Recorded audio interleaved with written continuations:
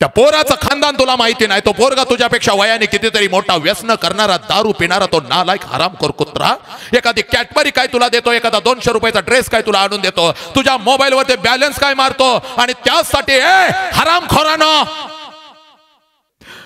परवाच्या कार्यक्रमामध्ये एक माता उठली ना हंबरडा फोडला. सर क्लास 1 आहे सर, 2 लाख पगार आहे सर, 2 लाख पगार आहे. पहिला पगार आला की बापाला सूट करायचं ठरवलं होतं, बापाला चांगला बूट घ्यायचा ठरवला होता, पण पगार येण्याच्या अगोदरच माझा बाप निघून गेला सर. तर जाताना एक आमच्या उपकार कर बघ. 20 वर्ष बापानं खाऊ घातलंय, 18 वर्ष बापानं उपाशी राहून तुला खाऊ घातलंय. जाता जाता बापावर एक उपकार कर, बापाला सांग पप्पा 20 वर्ष तुम्ही मला भरवलं, मला एक दिवस तुम्हाला एखादा घास भरवायचा आहे. तुझा बाप आनंदाने उड्या मारेल. जा पोरी भूक लागले, अन्नाचं ताट घेऊन ये, स्वयंपाकघरात जा, बापाचं अन्नाचं ताट तयार कर,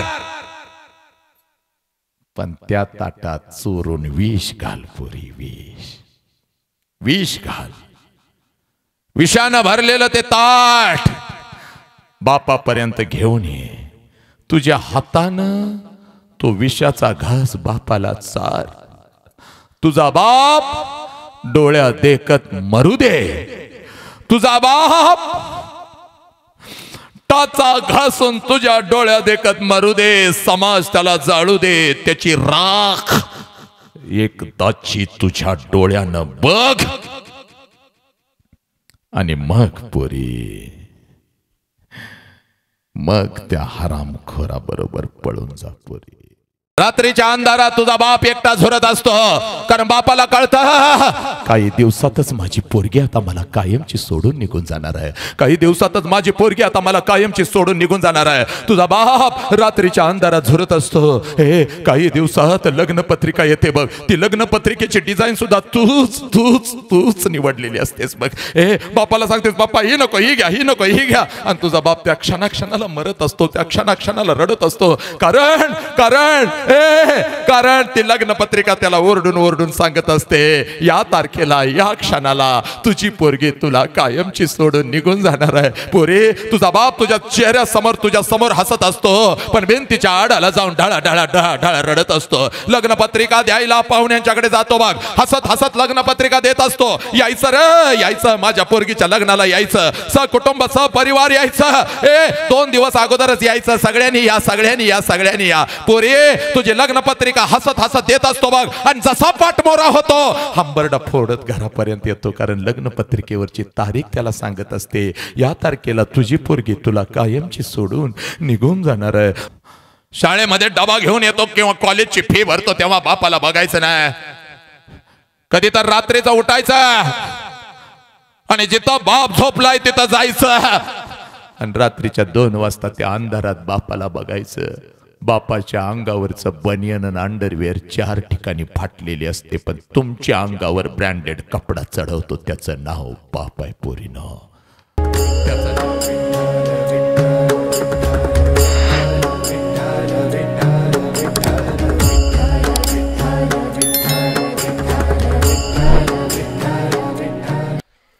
बहुजनांच्या अंधाऱ्या मृतप्राय जीवनात निर्भीड जगण्याचा सोनेरी किरण पसरविणारे, विजापूरच्या तख्ता समोर निमूटपणे झुकणाऱ्या नमणाऱ्या बेलगाम सरंजामदारांच्या बेबंदशाही विरुद्ध आवाज उठवणारे, सरंजामशाही कुलवंश परंपरा यांना नाकारून बहुजनांच्या अस्तित्वाचा झेंडा फडकवणारे, कल्याणच्या मुल्लायमेत सुभेदाराची सून किंवा बेलवाडीच्या पाटलाची कन्या यांना मातृस्थानी लेखणारे, 17व्या शतकात सरंजामशाही विरोधात वादळ उभे करणारे, जनतेला बलिदानाची प्रेरणा देऊन बहुजनांचं स्वराज्य उभे करणारे, महान रचनात्मक प्रतिभेचा रणपुरुष, समर्पणशीलतेचे प्रत्येकारी, प्रत्येक मातृभूमीचे असीम उपासक, सूर्यकुलातील सर्वश्रेष्ठ पुरुष, क्रांती पथकावरील सर्वश्रेष्ठ यात्रिक, रणशीलतेचे मानदंड, स्वराज्याचे संस्थापक, शककर्ते, युग प्रवर्तक छत्रपती शिवाजी महाराज, संपूर्ण स्वराज्याचे ज्ञानपीठ, विचारपीठ, प्रेरणापीठ म्हणजे माँसाहेब जिजाऊ,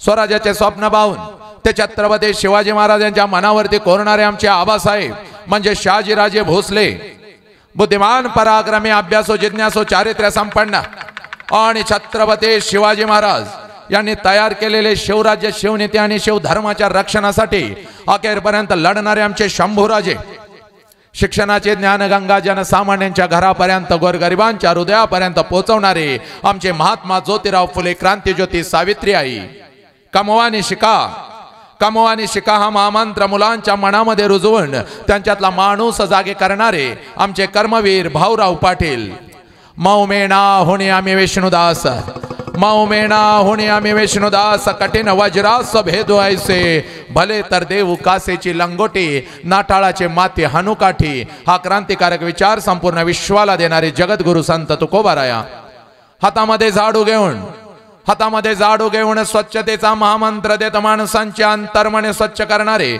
आमचे संत गाडगे बाबा आणि आपल्या लेखणीच्या जोरावरती संपूर्ण विश्वाला मानवता, समता, बंधुत्वता हा महामंत्र देणारे विश्वरत्न डॉक्टर बाबासाहेब आंबेडकर यांना विनम्र अभिवादन करून एक मुखाने आपण सर्वजण बोलो, बोला छत्रपती शिवाजी महाराज के, बोला भारत माता के, बोला छत्रपती श्रीमंत धर्मवीर संभाजी महाराज के, बोला विश्वरत्न डॉक्टर बाबासाहेब आंबेडकरांचा।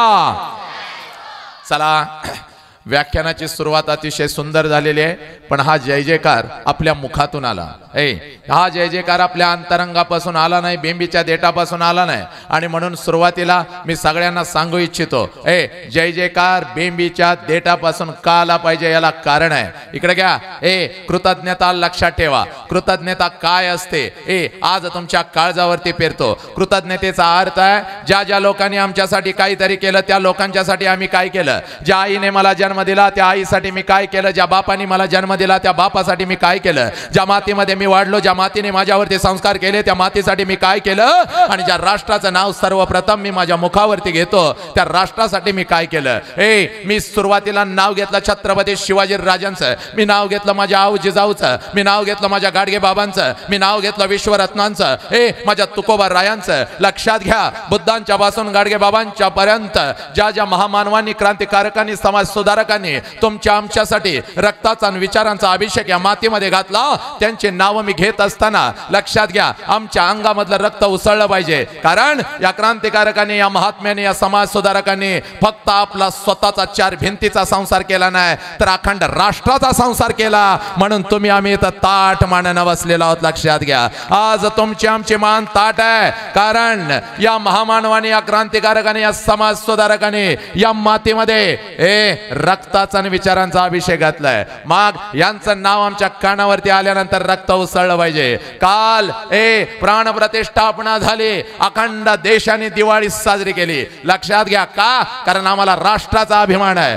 मग या राष्ट्राचं नाव आमच्या कानावरती आल्यानंतर जय जयकार कसा झाला पाहिजे, अंतरंगापासून झाला पाहिजे आणि बेंबीच्या देठापासून झाला पाहिजे। चला, भगवंतांनी प्रत्येकाला दोन हात दिलेले आहेत, दोन हाताच्या दोन मुठी करायच्या, खांद्याजवळ ठेवायच्या, पाठीचा कानात ताट असला पाहिजे, चेहऱ्यावरती तेज असलं पाहिजे, या देशाचा मी नागरिक आहे याचा अभिमान आणि स्वाभिमान असला पाहिजे, आणि जय जयकार हा अंतरंगापासून करायचा। चला, सगळ्यांनी दोन हात, सगळ्यांना सांगितलेला आहे। सगळ्याचा अर्थ काय असतो आता परत सांगू का? सगळे म्हणजे सगळा इथं बसलेला जनसमुदाय सगळा गठ्ठा, आलं का लक्षात?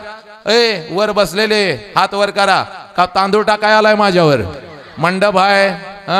चला, सगळ्यांनी तू फक्त कॅमेरामन सोडून ना ते जय जयकार करायला जायचं आणि ते कॅमेरा आपटायचं, त्याची बायको त्याला घरात घ्यायची नाही, परत ते माझ्या नावानं बोंबलायचं, एकदम आहे। चला, सगळ्यांनी जो कोणी जय जयकार अंतरंगापासून करणार नाही, एका तासात त्याच्या छातीत दुखायला लागेल, अर्ध्या तासात घामानं भिजल, 2 तासात भिंतीवर फोटो, उद्याचा दिवस बघत नाही, बायको तुझ्या फोटाला नैवेद्य दाखवल संध्याकाळी। सगळ्यांनी जय जयकार जोरात करायचा आहे, लाजायचं नाही। चला, बोला छत्रपती शिवाजी महाराज के, बोला भारत माता के, बोला छत्रपती श्रीमंत संभाजी महाराज के, बोला विश्वरत्न डॉक्टर बाबासाहेब आंबेडकरांचा। आता येणारा 1 तास असाच जोश ठेवायचा, पाठीचा कानात ताट ठेवायचा आणि मी काय सांगतोय तेवढं ऐकायचं. इकडे बसलेल्या पाठीमागा माता भगिनी, तुमच्या चेहऱ्यावर तर अतिशय आनंद पाहिजे, एकदम हास्य पाहिजे. आता घरी जाताना उड्या मारतच जायचं तुम्ही, टाना टाना टाना टाना टाना. नवरा वगैरे पुढाला तर त्याला म्हणायचं चाल बाजू हा ठावा आणि दे म्हणायचं. आज शाळेमध्ये गेले होते आणि खऱ्या अर्थानं आनंद काय कळालाय, खऱ्या अर्थानं जीवन काय कळालंय. आणि सासू जर आली लुडबुडत पुढं तर सासूला म्हणायचं आत्या मग मुका पडली पाहिजे म्हातारी. म्हातारीचा मुका घ्यायचा, कारण कुटुंब आनंदी पाहिजे, घर आनंदी पाहिजे. आणि घर आनंदी ठेवणाऱ्या 2च व्यक्ती आहेत, एक आई आणि दुसरी सासू, लक्षात घ्या. त्यामुळे तुम्ही दोघे आनंदी पाहिजे. आलं का लक्षात? तुम्ही आनंदात राहायचं, लेकरू आनंदी होते. लेकरू आनंदी झालं की माझं राष्ट्र आनंदी होते. आलं का लक्षात? आणि म्हणून तुमच्या चेहऱ्यावरती तेज पाहिजे, आनंद पाहिजे. आणि म्हणून माझ्या समस्त जमलेल्या सगळ्या माझ्या बांधवांना, माझ्या भगिनींना आणि माझ्या लेकरांना मी तुम्हाला सांगतो, आज मी तुमच्या समोर उभा आहे ना, तर हे प्रबोधन नाही. सुरुवातीला सांगतोय कोणतंही प्रबोधन नाही. प्रबोधनाचा अर्थ असा आहे, येणारे शब्द, येणारे विचार आमच्या कानापर्यंत येतात आणि कानातूनच बाहेर निघून जातात. प्रबोधन शेकडो वर्षापासून होत आहे, पण आज जे चाललेलं आहे त्याला म्हणतात परिवर्तन. परिवर्तनाचा अर्थ असा आहे, कानातून गेलेला शब्द काळजाला लागतो आणि तुमच्या मधला माणूस जागा होतो. लक्षात घ्या, माणूस जागा करण्यासाठी आज मी इथं आलेलो आहे. म्हणून या शाळेच्या प्रांगणामध्ये आपण बसलेलो आहे, या शाळेच्या पटांगणामध्ये बसलेलो आहे आणि या शाळेच्या 4 भिंतीने, या शाळेच्या 4 भिंतीने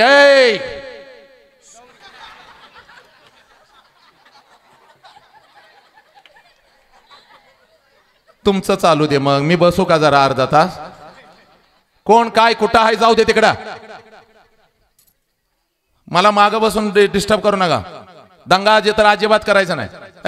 चला, या शाळेच्या 4 भिंतीने आम्हाला सुरुवातीला काय दिलं याची जाणीव तुम्हाला करून देतो. या शाळेच्या भिंतीने आम्हाला डॉक्टर दिला, या शाळेच्या भिंतीने आम्हाला इंजिनियर दिला, या शाळेच्या भिंतीने आम्हाला वकील दिला खराय. या शाळेच्या भिंतीने आम्हाला डॉक्टर दिला, इंजिनियर दिला, वकील दिला. पण माझ्या लेकरांनो, या शाळेच्या भिंतीने सर्वप्रथम आम्हाला एक चारित्र्यवान माणूस दिलेला आहे. लक्षात घ्या, चारित्र्यवान माणसाची निर्मिती या शाळेच्या 4 भिंतीने केलेली आहे. आमच्या भारतीय संस्कृतीचा गाभा आहे माणूस, आमच्या भारतीय संस्कृतीचा गाभा आहे माणूस, आमच्या शिक्षणाचा गाभा आहे माणूस.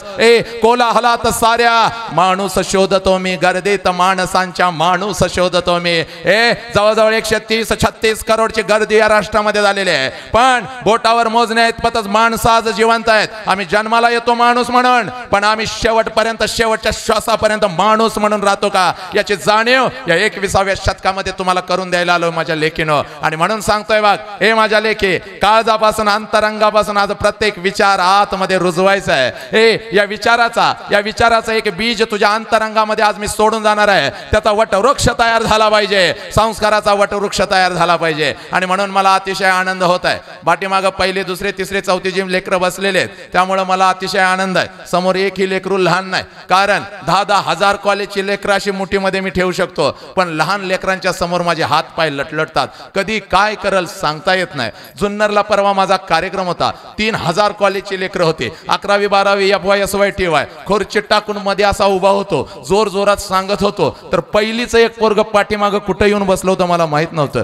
हळूच रांगत आलं आणि माझ्या खुर्चीच्या खाली येऊन बसलेलं होतं. कार्यक्रम रांगल्या, हळूच खुर्चीतनं बाहेर आलं. मला म्हणते, साहेब मागून तुमची पॅन्ट फाटल्या. म्हणला मी बघितल्या. खुर्चीतनं खाली उडी टाकली, हात लावून बघितलं, सगळं जैसे ते म्हणलं कुठं र फाटल्या, तर मला म्हणते कसं फसवलं, कानाखाली आवाज काढीन म्हणलं तुझ्या. ही लहान लेकरं कधी काय करतील सांगता येत नाही, म्हणून ती लेकरं आज पाठीमागं बसवलेली आहेत. पण लक्षात घ्या, या लहान लेकरांच्या मध्ये माझा प्रचंड जीव अडकलेला आहे, कारण तुकडोजी महाराजांनी ग्रामगीतेमध्ये लिहून ठेवलेला आहे, या कोवळ्या कळ्यानं माझी. कोणत्या कोवळ्या कळ्या? जन्माला आलेलं प्रत्येक पोरग या घरामध्ये मातीच्या मांडीवरती जे लेकरू घडत आहे, जी माझी माता ज्याच्यावरती संस्कार आज करत आहे, ते प्रत्येक लेकरू या कोवळ्या कळ्यानं माझे लपले नेताजी रवींद्र शिवाजी विकसते प्रकटे समाजे. शेकडो महापुरुष आजपर्यंत आम्ही पुस्तकाच्या पानावर पाहतो आणि इतिहासामध्ये पाहतो, पण नाही मातानं, राष्ट्रसंत तुकडोजी महाराज सांगतात, प्रत्येक राष्ट्रपुरुष हा जन्माला आलेला आहे. कुठं? प्रत्येक घरामध्ये जन्माला आलेला आहे. फक्त संस्कारांची थोडीशी कमी आहे, त्याच्या अंतरंगाला थोडीशी आग लागायला पाहिजे, आणि ती आग लागली की मग माणसामधला माणूस जागा होईल आणि प्रत्येक घरामध्ये छत्रपती शिवाजी राजा जन्माला आलेला आहे याची जाणीव होईल. म्हणून पोरे आज तुला तुझ्या अगोदर ओळख तयार करून देतो बघ. तू कोण आहेस याची तुला जाणीव करून देतो बघ. हे बघ 9 महिने 9 दिवस आईने तुला उदरामध्ये ठेवलेला आहे बघ. 9 महिने 9 दिवसानंतर तुझा जन्म झाला. आज घरी जा, पळत पळत जा आणि आईला फक्त पहिला प्रश्न कर, आई ज्या वेळेला मला जन्म देत होतेस आई त्यावेळेला तुला किती आनंद होत होता. हे ऐक गा, तुझ्या आईच्या डोळ्यामध्ये टच करून पाणी येईल. कारण 9 महिने 9 दिवसानंतर आई ज्या वेळेला तुला जन्म देत होती त्यावेळेला असंख्य वेदना ती सहन करत होती, अनंत मरण यातना ती सहन करत होती. अशा अनेक माता आहेत ज्या मातांनी आपल्या लेकराला जन्म देताना शेवटचा श्वास घेतलेला आहे. लक्षात घे, एवढ्या यातना ती सहन करत असते. पण त्या यातना ती सहन का करते माहित आहे का पोरे? ज्या क्षणाला तुझा जन्म होतो त्या क्षणाला तिला आई पण प्राप्त होतं. लक्षात घे, त्या क्षणाला तिला आई पण प्राप्त होतं. एका आईच्या डोळ्यामध्ये टच करून पाणी येतं. तुझ्या गालाचा पहिला पापा, तुझ्या गालाचा पहिला मुका ती माता घेते बघ. आणि म्हणून तुला सांगतोय, तुझी जाणीव तुला करून देतोय, तुझी जाणीव तुला करून देतोय बघ पोरी. हे बघ तू कोण आहेस याची तुला जाणीव करून देतो बघ. हे बघ पोरी, तुझ्या अंतरंगामध्ये आग कोणाची आहे? तुला आज बाप सांगायला आलोय, तुला आज आई सांगायला आलोय. आणि आई आणि बाप सांगत असताना तू कोण आहेस याची जाणीव अगोदर तुला करून देतो बघ. जोपर्यंत तुला तुझी जाणीव होणार नाही तोपर्यंत तुला कधीच बाप कळणार नाही, तोपर्यंत तुला कधीच आई कळणार नाही, आणि तोपर्यंत तुला हे राष्ट्र काय आहे हे कळणार नाही बघ पोरी. हे बघ ऐक पोरी, तुझा जन्म झाला, तुझ्या आईनं तुझ्या बापानं तुला एक नाव दिलं बघ. तुझ्या नावापुढे तुझ्या बापाचं नाव लागलं बघ. बापाच्या नावापुढं तुझ्या खानदानाचं नाव लागलं आणि ही ओळख घेऊन तू फिरू लागलीस. पण पोरी याच्याही पलीकडे तुझी अजून एक ओळख आहे बघ. त्याची ओळख तुला आज करून देतो. पोरी, वसंत हंकारे आला आणि फक्त हसवून गेला असं होता कामा नये. वसंत हंकारे आला पण हसवत हसवत आमच्या मधला माणूस जागा करून गेला आणि एक वेगळं परिवर्तन करून गेला. हे बघ, आणि म्हणून तुला सांगतोय बघ पोरी, तुझी ओळख तुला करून देतो बघ. पुण्याच्या रस्त्यावरून एक माता हातामध्ये पिशवी घेऊन चालत होती बघ. आजपासून ही ओळख तू कधीच विसरायची नाहीस माझ्या पोरी. आजपासून ही ओळख तू कधीच विसरायची नाहीस. हे बघ, पुण्याच्या रस्त्यावरून एक माता हातामध्ये पिशवी घेऊन चालत होती बघ. पिशवीमध्ये एक लुगडं होतं बघ, अंगावरती एक लुगडं होतं. हे पोरे, पिशवीमध्ये एक लुगडं होतं, अंगावरती एक लुगडं होतं. पुण्याच्या रस्त्यावरून ती माता चालत होती. 100-150 वर्षापूर्वी स्त्रियांनी घराच्या बाहेर पडायचं आणि समाज परिवर्तन करायचं. कर्मठ समाजाला हे मान्य नव्हतं. तिच्या अंगावरती शेण फेकलं जायचं, तिच्या अंगावरती चिखल फेकला जायचा, दगडांचा मारा केला जायचा. सगळं काही ती सहन करायची माऊली.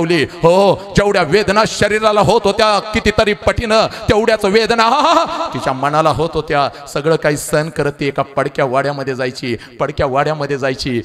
शेणाने आणि चिखलाने माखलेलं आपलं लुगडं दूर करायची, पिशवीतलं लुगडं अंगावरती चढवायची आणि समोर बसलेल्या त्या 8-10 लेकींना माझी सावित्री आई शिकवायची. म्हणून या देशामध्ये लाखो सावित्री आई तयार झाल्या बघ. खांद्याला खांदा लावून पुरुषांच्या आज लढू लागल्या पोरी. त्या सावित्री आईच्या खांद्याला खांदा लावून काम करणारी ती माझी फातिमा शेख. लक्षात घे पोरी, कोण आहेस तू? तू माझी सावित्री आहेस. लक्षात घे, तू माझी फातिमा ताई आहेस. लक्षात घे पोरी, तू एवढी स्वस्त नाहीस. कोणीही यावं तुला प्रेमाच्या जाळ्यामध्ये फसवावं, तुझ्या शरीराचा उपभोग घ्यावा. तुझ्या शरीराचा उपभोग घ्यावा, आपल्या वासना शांत कराव्या, तुझे शरीराचे तुकडे तुकडे करावे, कुत्र्या मांजरांना खायला घालावे, तुला फ्रीज मध्ये ठेवावं. एवढी स्वस्त नाहीस पोरी. तू माझी सावित्री आई आहेस बाग. तू माझी आऊ जिजाऊ आहेस बाग. शील सत्यप्रियता शस्त्रप्रयोग स्वराज्य स्वप्न विजयकांक्षा विजय लक्षणा विजय वर्धिनी विजयांना बळ देणारी प्रेरिका वाक चातुर्य गांभीर्य दक्षता मनोधैर्य निर्भयता कुलकन्या कुले धन्या महितान्वया जगदंबा आदिशक्ती राष्ट्रमाता आऊ जिजाऊ म्हणजे तू आहेस पोरी. याची जाणीव तुला असली पाहिजे बाग. बाग, अजून एक तुला ओळख तयार करून देतो आणि ही ओळख कधीच विसरायची नाही माझ्या लेखी. बाग, ही ओळख पेरण्यासाठी आज रात्रंदिवस महाराष्ट्रामध्ये फिरतोय बाग. प्रत्येक लेखीच्या अंतरंगामधला ती विसरलेला बाप जागा करतोय बाग. 5 लाखाचं सैन्य घेऊन औरंगजेब आला बघ या स्वराज्यावरती. 5 लाखाचं सैन्य घेऊन छत्रपती शिवाजी राजे निघून गेले होते. संभाजी राजांचं बलिदान झालं होतं. राजाराम महाराज आम्हाला सोडून निघून गेले होते आणि 5 लाखाचं सैन्य घेऊन आलेले औरंगजेबाला वाटलं आता हे स्वराज्य माझं आहे, माझं आहे.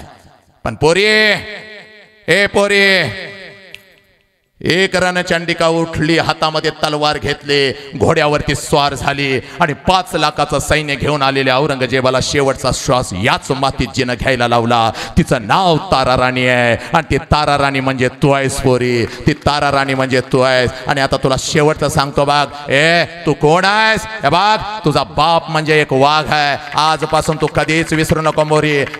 तुझा बाप म्हणजे एक वाघ आहे, तुझी आई म्हणजे एक वाघीण आहे आणि एका वाघानं एका वाघिणीनं तुझ्यासारख्या वाघिणीला जन्म दिलाय. लक्षात घे, तुझ्यासारख्या वाघिणीला जन्म दिलाय. मग तुझ्या बापाचा शेवटचा श्वास आणि तुझ्या आईचा शेवटचा श्वास एका वाघासारखा आणि एका वाघिणीसारखाच गेला पाहिजे. याची सगळी जिम्मेदारी या क्षणापासून तुझ्या खांद्यावरती आहे. पोरा ऐक रे, बापाच्या उंची एवढी तुझी उंची झाली बघ. तू 15 वर्षाचा झालास, तू 16 वर्षाचा झालास, तू 18 वर्षाचा झालास. बापाचं चप्पल तुला बसायला लागलं, बापाच्या उंची एवढी तुझी उंची झाली. म्हणजे बापा एवढ्या वेदना तू सहन करू शकतोस असं कधीच होऊ शकणार नाही. बाप बाप असतो पोरा. आणि म्हणून तुला तुझी ओळख करून देतो बघ. तुझ्या अंतरंगामध्ये आग पेटली पाहिजे बघ. तुझ्या धामण्यामधून धावणारं रक्त नेमकं कोणाचं आहे याची जाणीव तुला झाली पाहिजे. पोरा 1999 ला कारगिल युद्ध सुरू झालं बघ. 1999 ला कारगिल युद्ध सुरू झालं. पाकिस्ताननं आमच्यावरती हमला केला, रातोरात हमला केला. सुट्टीला आलेला जवान युद्धभूमीकडे धावू लागला. सुट्टीला आलेला जवान युद्धभूमीकडे धावू लागला. एक जवान युद्धभूमीकडे निघाला होता. त्याची आई त्याच्या समोर येते. त्याची आई त्याच्या समोर येते, लेकराला मिट्टीमध्ये घेते आणि लेकराला म्हणते, बेटे मुझे मालूम है तुम्हें जाना होगा, जंग शुरू हो गई है. पाकिस्तान ने हमारे ऊपर हमला किया है और तुम्हें जाना होगा, मुझे मालूम है बेटे. लेकिन बेटे बेटे जैसे ही जंग खत्म हो जाएगी बेटे तुम घर जरूर वापस आना. बेटे बेटे जैसे ही जंग खत्म हो जाएगी तुम घर जरूर वापस आना. क्योंकि एक माँ तुम्हारा इंतजार कर रही है. एक माँ तुम्हारा इंतजार कर रही है. त्यावेळेला ते पोरग आपल्या आईच्या नजरेमध्ये नजर घालतं. त्यावेळेला ते पोरग आपल्या आईच्या नजरेमध्ये नजर घालतं आणि आपल्या आईला म्हणतं, माँ माँ माँ जरूर वापस आऊंगा, माँ जरूर वापस आऊंगा. एक तो इस देश का तिरंगा लहरा कर आऊंगा या उसे तिरंगा में लपेट कर आऊंगा, लेकिन घर जरूर वापस आऊंगा माँ, घर जरूर वापस आऊंगा. कारगिल युद्धातलं दुसरं बलिदान कॅप्टन विक्रम बत्रा म्हणजे तू आहेस पोरा. याची जाणीव तुला असली पाहिजे बघ. कॅप्टन विक्रम बत्रा. हे बघ, शेवटच्या क्षणाला तुला सांगतो बघ. हे बघ, मृत्यूच्या दारामध्ये हसणाऱ्यांची ही माती आहे बघ माझ्या पोरा. मृत्यूच्या दारामध्ये हसणाऱ्यांची ही माती आहे. हे बघ, 12 वर्षाचं पोरग जालियनवाला बागेमध्ये जातं. इतिहास आपण शिकलेला आहे रे पोरानं, इतिहास आपण शिकलेला आहे. हे बघ, इंग्रजांनी गोळीबार केलेला होता, रक्ताच्या थारोळ्यामध्ये माझा भारतीय पडलेला होता. इंग्रजांनी गोळीबार केलेला होता, रक्ताच्या थारोळ्यामध्ये माझा भारतीय पडलेला होता. त्यावेळेला 12 वर्षाचं पोरग, त्यावेळेला 12 वर्षाचं पोरग, त्यावेळेला 12 वर्षाचं पोरग.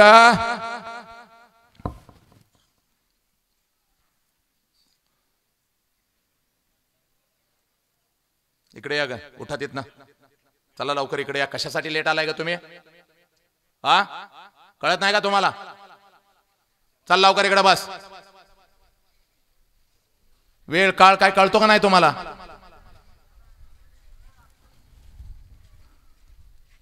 पन्नास वेळ सांगितलं पाठी मागून आणा, तर फोडून कशाला आणली रे तुम्ही सगळी?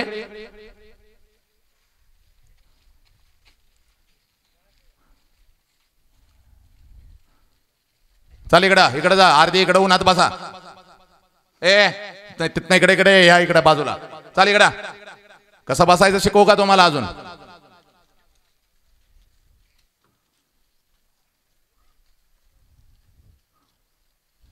ती समोर ती लहान लेकरं बसले, ती दंगा करायला लागले. ती चौथीची बसवू नका म्हणून सांगितलं तुम्ही अगोदरच. एकमेकाशी बोलतायत, तिथं कोणतरी एक शिक्षक बसवा. अरे कधी तर अटॅक येऊन मरल मी. काय सांगितलेलं कळतंय का नाही? काय साखरपुडा आहे का झिम्मा बुगडी खेळायला आलोय? कधी पण कोण आलं चालतंय आणि गेलं चालतंय. आता कोण आलं तर बाहेर उभं करायचं उन्हात तिकडं. हा बसू देत, काय उन्हात बसले मरत नाहीत. बसा, मेला तर बघतो मी.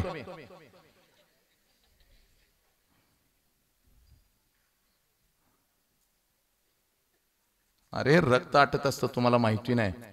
या सगळ्या शिरा अशा ताट होतात, हे शरीर, हे काय गंमत आहे काय? का कथाकथन करायला आलोय काय? मी गोष्ट सांगाय. एक होता गाणी आणि एक होती चिंगी. समोरून आणा, आता कोण आणू नका, माझ्या शायनिंग मारू नका.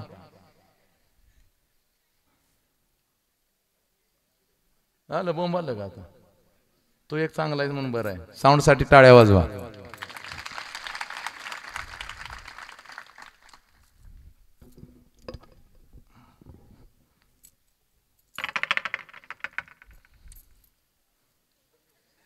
या पोरी म्हणत असतील काय बाय उगच आलो, कुठनं आलो, कशाला आम्हाला आणले, कोण येऊ माणूस बोकांडी आमच्या. तुम्ही पण रमत डुलत पिशव्या घेऊन कुठं काय सलीला चाललंय काय? होय का? किती वाजता यायला सांगितलं होतं तुम्हाला? माझ्याकडे बक्की आहे. किती वाजता यायला सांगितलं होतं? 10चा कार्यक्रम होता ना? 4 वाजता ये की 4 वाजता मंडप काढायला. छळलायचा तुम्ही तर. काय हसती. आम्ही पण असंच होतो शाळेत असताना. माझी तर लय गंमत. 3रीत 2 वेळ नापास. तुम्हाला वाटत असेल काय बोलते काय हुशार आहे कसलो काय. 2 वेळ नापास. 3ऱ्या वेळी परत नापास झालो. शिक्षकांनी पुढे ढकललं.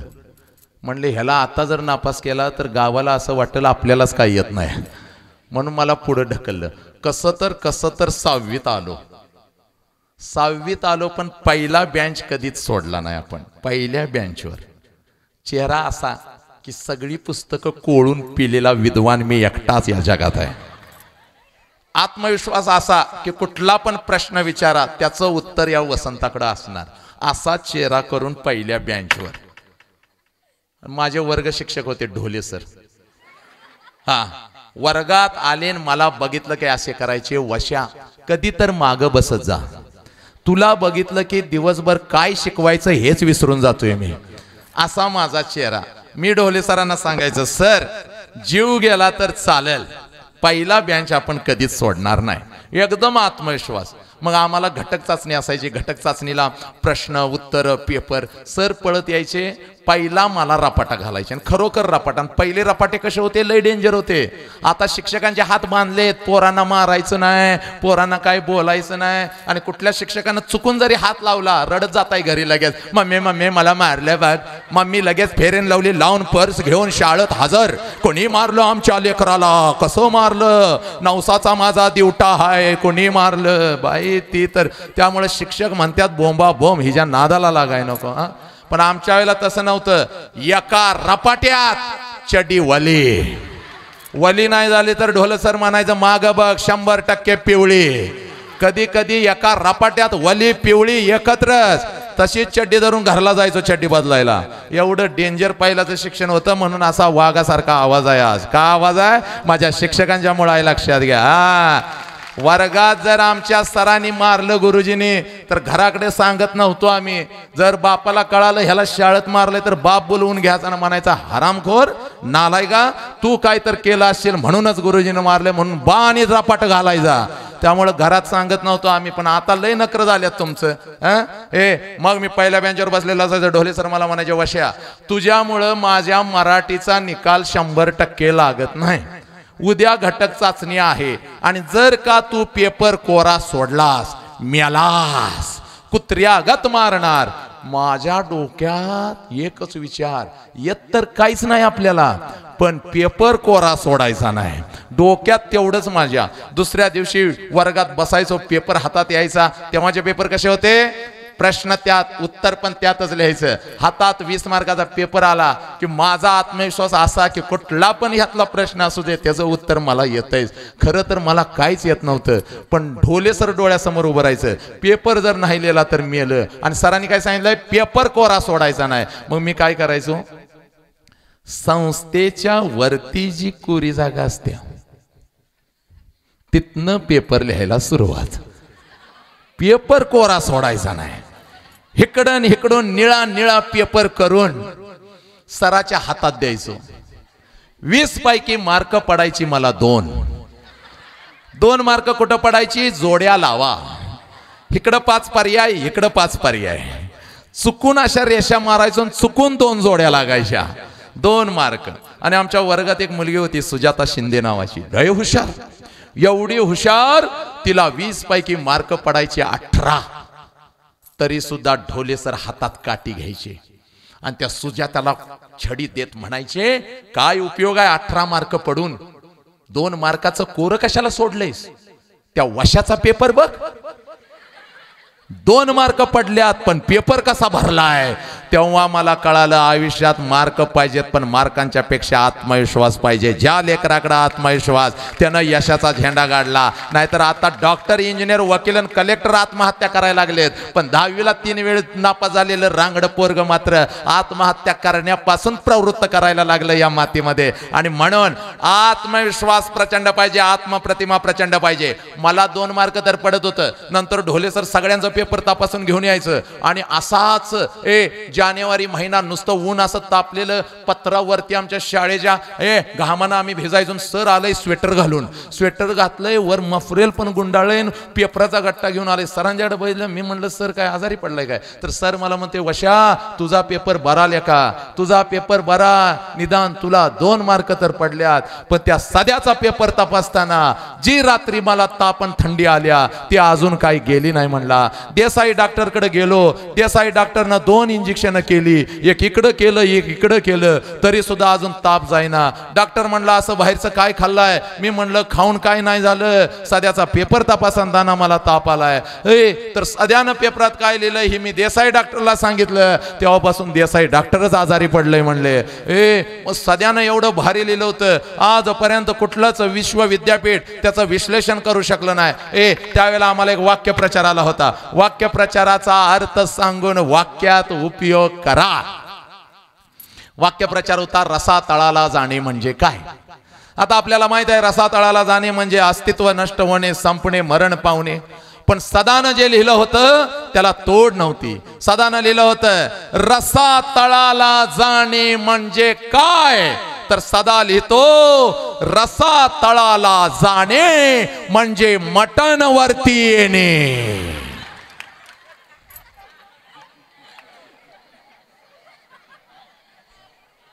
ढोले सर म्हणाल ह्याचं बरोबर द्यावं तर संस्था माझ्या पार्श्वभागावर लात घालून मला बाहेर काढेल, आणि ह्याचं खोटं द्यावं तर सध्याचं खरं आहे, रसा खरंच खाली गेला की मटणाचं तुकडं वरती येतं. अशा बुद्धीचे आम्ही लोक. पण माझं शिक्षण जरा ऐका. BFA bachelor of fine arts in Bharatanatyam, Nalanda नृत्य कला महाविद्यालयाचा विद्यार्थी आहे मी. कुणी घडवलं, कुणी घडवलं, शिक्षकांनी घडवलं. कुणी घडवलं, शाळेच्या 4 भिंतीने घडवलं. मग आज तुम्हाला ओळख तयार करून दिली ना. तुला आवजी जाऊ म्हणालो, तुला सावित्री आहे म्हणालो, तुला भगतसिंग म्हणालो, तुला विक्रम बत्रा मी म्हणालो. का म्हणालो, या शाळेच्या भिंतीमधून आम्ही घडलो. या बाग प्रत्येक कला, प्रत्येक आत्मप्रतिमा, प्रत्येक आत्मविश्वास जागृत होतो अंतरंगामधला, तो या शाळेच्या 4 भिंतीमधून होतो. या बाग तू म्हणशील भरतनाट्यम मध्ये कशी काय डिग्री घेतली. ताम तकेट तक तदिमी तकेट तक तदिमी तकेट तक तद्दित तरगडदम ताकु झेकु तक झेकु जनक तक जनक दिडिगु तक दिडिगु दिरगडत तक. नाचायला जर लागलो ना, तै तै ताम तै तै तै तै तै ताम तै तै तै तै तै तै. लाजतात तुम्हाला येणार नाही एवढं लाजता मला येतं.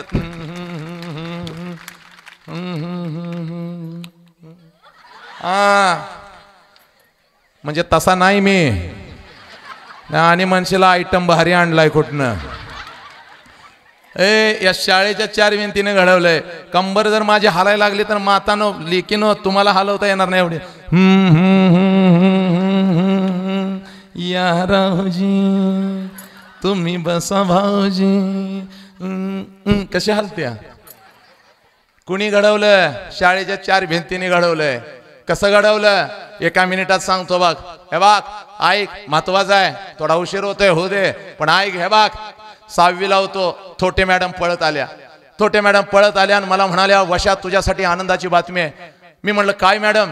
25 वर्षानंतर आपल्या संस्थेमध्ये सांस्कृतिक कार्यक्रम होणार आहे आणि त्याचं विभाग प्रमुख मला केलंय म्हणल्या. मग मॅडम म्हणलं आनंदाची गोष्ट तुमच्यासाठी, माझ्यासाठी काय आहे. हे म्हणल्या आता सांस्कृतिक विभाग प्रमुख मी आहे, तर मी एक तुला घेऊन नृत्य बसवणार आहे म्हणाल्या. मध्ये तू, इकडं 5 पोरं, इकडं 5 पोरं, आणि आपण आदिवासी नृत्य बसवायचं. मला एवढा आनंद झाला, टनाटन नाचायला मिळतंय, नाहीतर नाचण्यात मला आनंदच होता. मॅडम म्हणले आता रोज सराव सुरू करायचा. 15 दिवसानंतर कार्यक्रम होता. मॅडमनं रोज सकाळी बोलवायला सुरुवात केलं.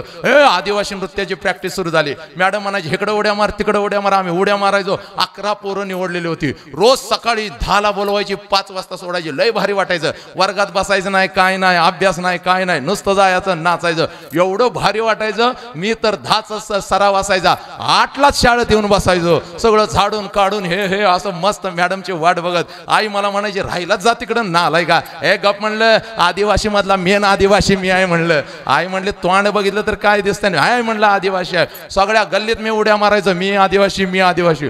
झालं. दुसऱ्या दिवशी आमचं कार्यक्रम होता. मॅडम मला म्हणाली उद्या सकाळी 9 वाजता सगळ्यांनी यायचं. म्हटलं मॅडम कार्यक्रम 4 वाजता, 9ला काय करायचं आहे. गपरे म्हणले आपल्याला पोशाख करायचा आहे तुमचा, आदिवासींचा पोशाख एवढा खतरनाक आहे म्हणाली. मी त्याच्यावर लय अभ्यास केलाय. मी कौतुकानं म्हणलं मॅडम काय पोशाख आहे. काय नाही म्हणले, ती कपडेच घालत नव्हती म्हणली. अरे बापरे म्हणलं मग हे म्हणलं तसलं काय मॅडम आपण करणार नाही म्हणलं, अगोदर शाळेत बदनाम आहे. अरे म्हणले ते झाडाचा पाला बांधायची.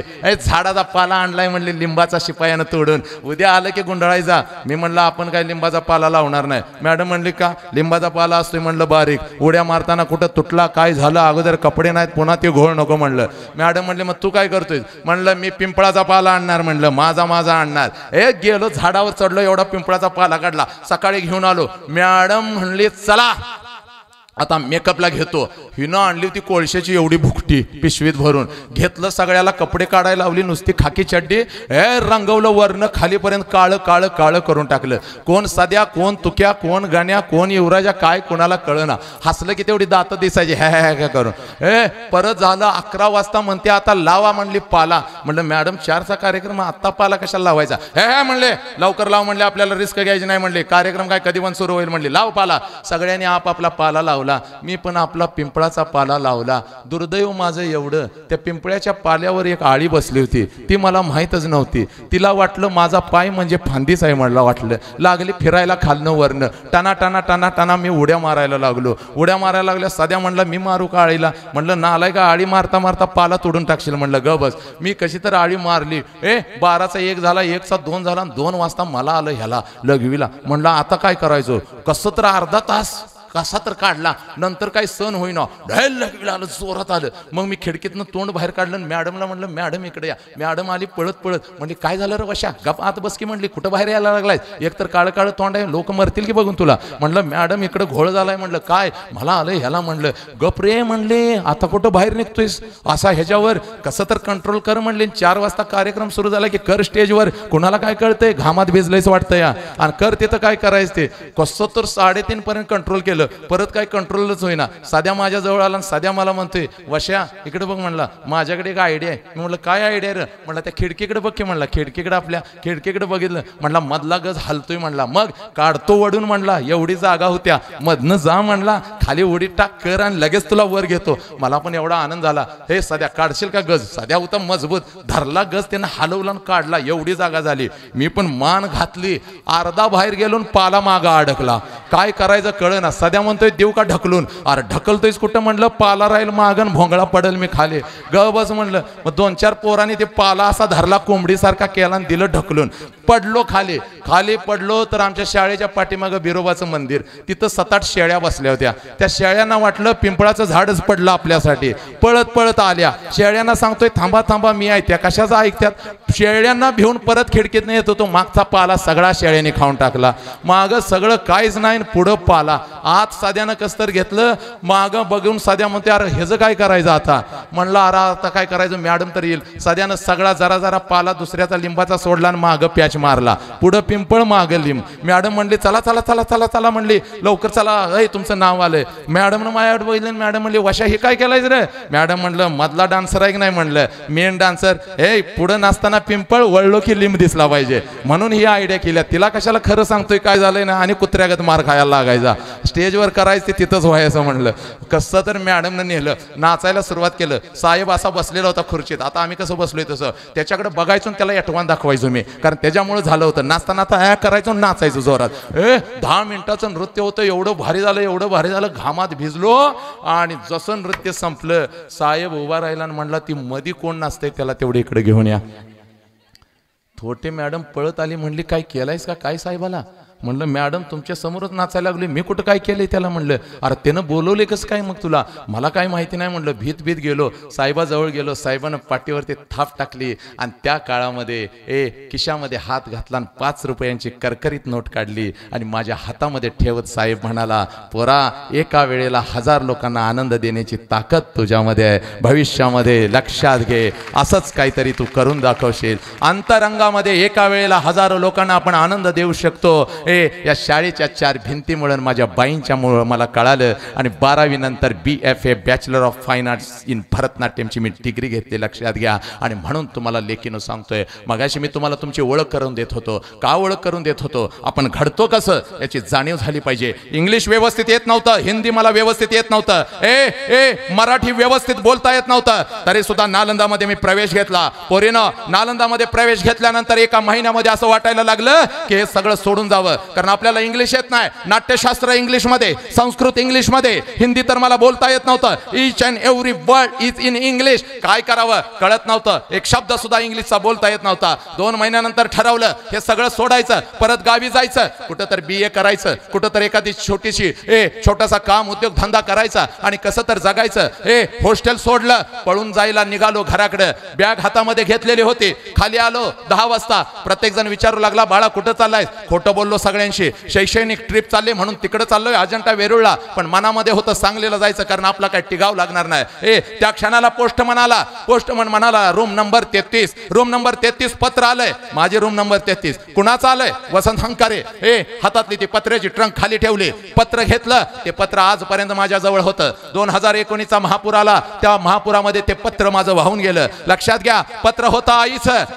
पत्र खोललं आणि पत्रात आईनं माझ्या लिहिलं होतं, प्रिय वसंता, बाळा, लहानपणापासून नाचतोस, लहानपणापासून नाटकामध्ये काम करतोस, लहानपणापासून नको ते उद्योग करतोस. प्रत्येक जण मला इथं नाव ठेवतच होतं, पण 12वी झालास आणि सरळ न मला विचारता मुंबईला निघून गेलास. आता प्रत्येक जण इथं म्हणताय पोराला नाचा बनवणार, पोराला नाचा बनवणार, पोराला नाचा बनवणार. माझ्याशी व्यवस्थित कोणी बोलत नाही. मला वाळीत टाकल्यासारखं केलंय. तुझा बाप तर तू लहान असतानाच निघून गेलास.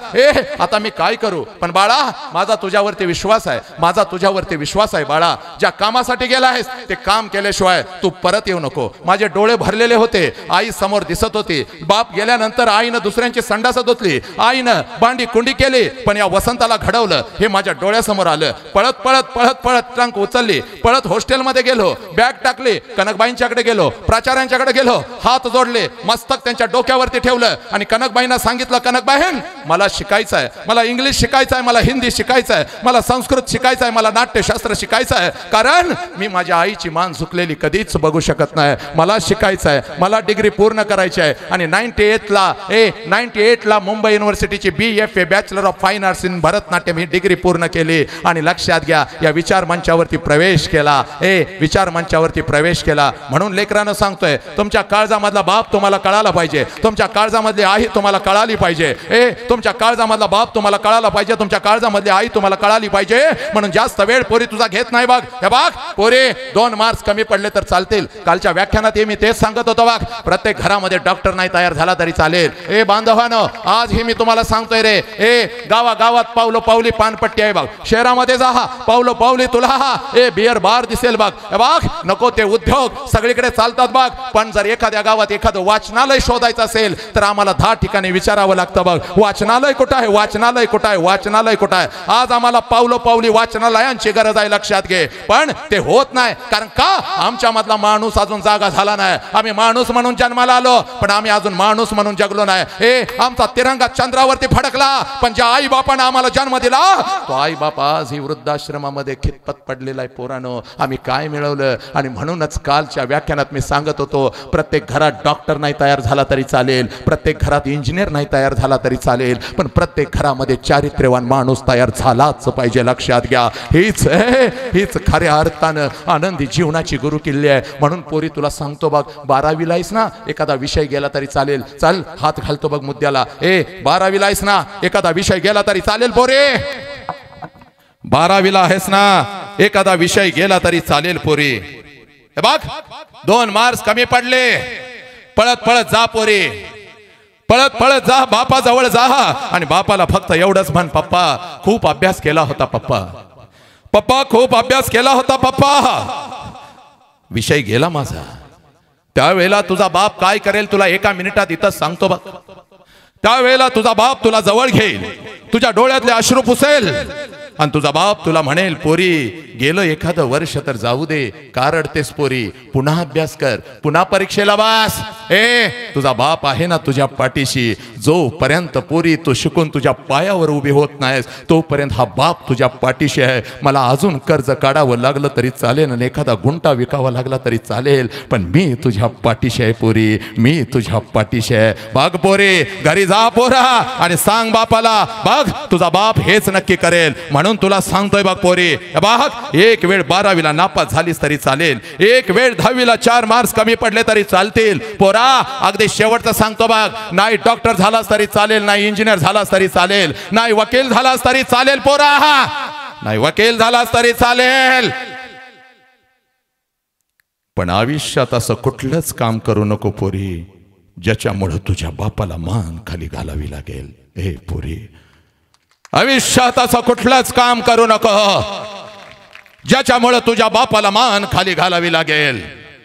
हे पोरे, अध्यात्म आहे बघे. जिवंतपणी बापाला जाळतात, चूक आहे पोरीनो.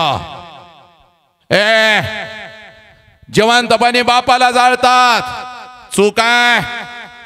जिवंतपणी बापाला जाळत नाहीत का? जिवंतपणी त्याचं ऐक, विसरलो आम्ही सगळं काय.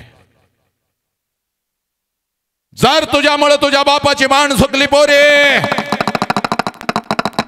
अनर्थ होईल बघ. मेल्यानंतर बापाला जाळतात, चूक पोरी. मेल्यानंतर त्याचं फक्त निर्जीव शरीर जाळतात. पण जर तुझ्यामुळे तुझ्या बापाला मान खाली घालावी लागली तर रोज त्याची चिता घरात जळत असते बघ पोरी, रोज त्याची चिता घरात जळत असते. त्याची चिता आपण रोज रचत असतो, त्या चितेला रोज आपण अग्नी देत असतो आणि रोज तुझा बाप कणाकणानं मरत असतो पोरी. आणि जिवंतपणीचं मरण लई वाईट आहे बघ, लई वाईट आहे. म्हणून जीव गेला तरी बेहतर आपल्या बापाला मान खाली घालावी लागेल असं कुठलंच कृत्य तुझ्या हातून होता कामा नये बघ पोरे. हे बघ पोरे,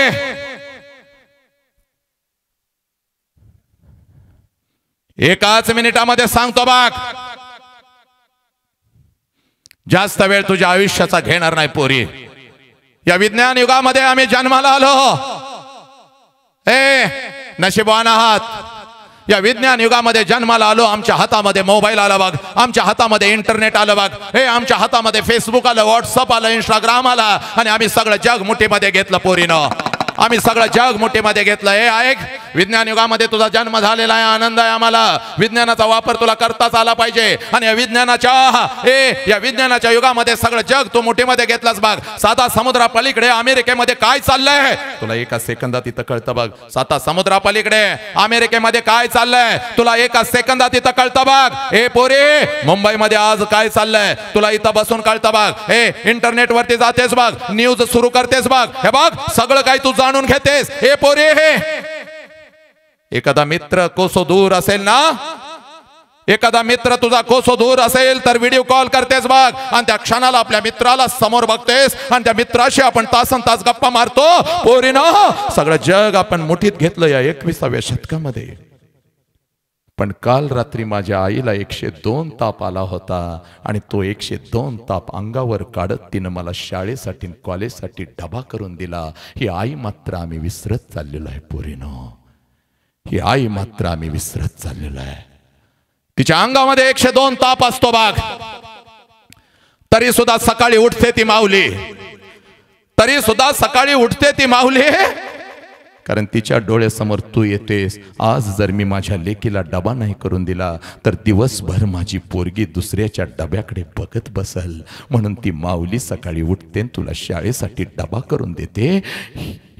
ही आई मात्र आम्ही विसरत चाललो 21व्या शतकामध्ये. काल रात्री माझ्या बापाला ताप आला होता. काल रात्री माझा बाप अंथरुणावर ते तळमळत होता. काल रात्री माझ्या बापाचे कंबर दुखत होते. काल रात्री माझा बाप रात्रभर झोपला नाही. तरी सुद्धा सकाळी उठून माझा बाप आमच्यासाठी शेतात कामाला गेला. हा बाप मात्र पोरांना आम्ही विसरत चाललेला आहे. सगळं जग आम्ही मुठीमध्ये घेतलं. पण ज्या आई बापानं हे जग दाखवलं त्या आई बापालाच आम्ही पायाखाली घेऊ लागलो या 21व्या शतकामध्ये. 10वीला आणि 12वीला काय येतेस तर सरळ सरळ आईला म्हणतेस मम्मी तुला काय कळतं आणि पप्पा तुम्हाला काय कळतं, गप्प बसा. आई बापाला कळतं म्हणून आज तुम्ही इथं बसलेला आहात याची जाणीव तुम्हाला कधी होणार. तिरंगा फडकला चंद्रावरती पण आई बाप मात्र घेतले तुम्ही पायाखाली. अमिताभ बच्चनच्या नातीचं नाव काय हे तुम्हाला माहिती आहे. कोणता हिरो कोणत्या हिरोईन बरोबर लग्न करणार हे तुम्हाला माहिती आहे. कोणाचं कोणाबरोबर अफेअर आहे हे तुम्हाला माहिती आहे. कोणत्या क्रिकेट टीमनं किती रना काढल्या हे तुम्हाला माहिती आहे. कोणी कसा बॉल टाकला हे तुम्हाला माहिती आहे. कोणी कशी बॅटिंग केली हे तुम्हाला माहिती आहे. पण माझा बाप माझ्यासाठी रात्रभर उन्हामध्ये माझा बाप माझ्यासाठी उन्हामध्ये तापला. माझा बाप माझ्यासाठी थंडीमध्ये कुडकुडला. माझा बाप माझ्यासाठी पावसामध्ये भिजला. माझा बाप उपाशी राहिला पण मला खाऊ घातलं. माझा बाप नागडा उघडा राहिला पण माझ्या अंगावरती चांगले ब्रँडेड कपडे चढवले. हा बाप मात्र तुम्ही विसरू लागला पोरीनो. हा बाप मात्र तुम्ही विसरू लागला. जास्त वेळ तुझा घेत नाही बघ पोरी. एकच काम कर. आज घरी जायचं ना आपल्या आईला एक प्रश्न विचारायचा. तुला 1 मिनिटामध्ये तुझा बाप दाखवून देतो बघ. बघ तुला 1 मिनिटामध्ये तुझा बाप तुला दाखवून देतो बघ. पोरे आज घरी जायचं. आज घरी जायचं ना आपल्या आईला एक प्रश्न विचारायचा. आई मी आता 17 वर्षाची आहे. आई मी 12वीला आहे. मी आता 10वीला आहे.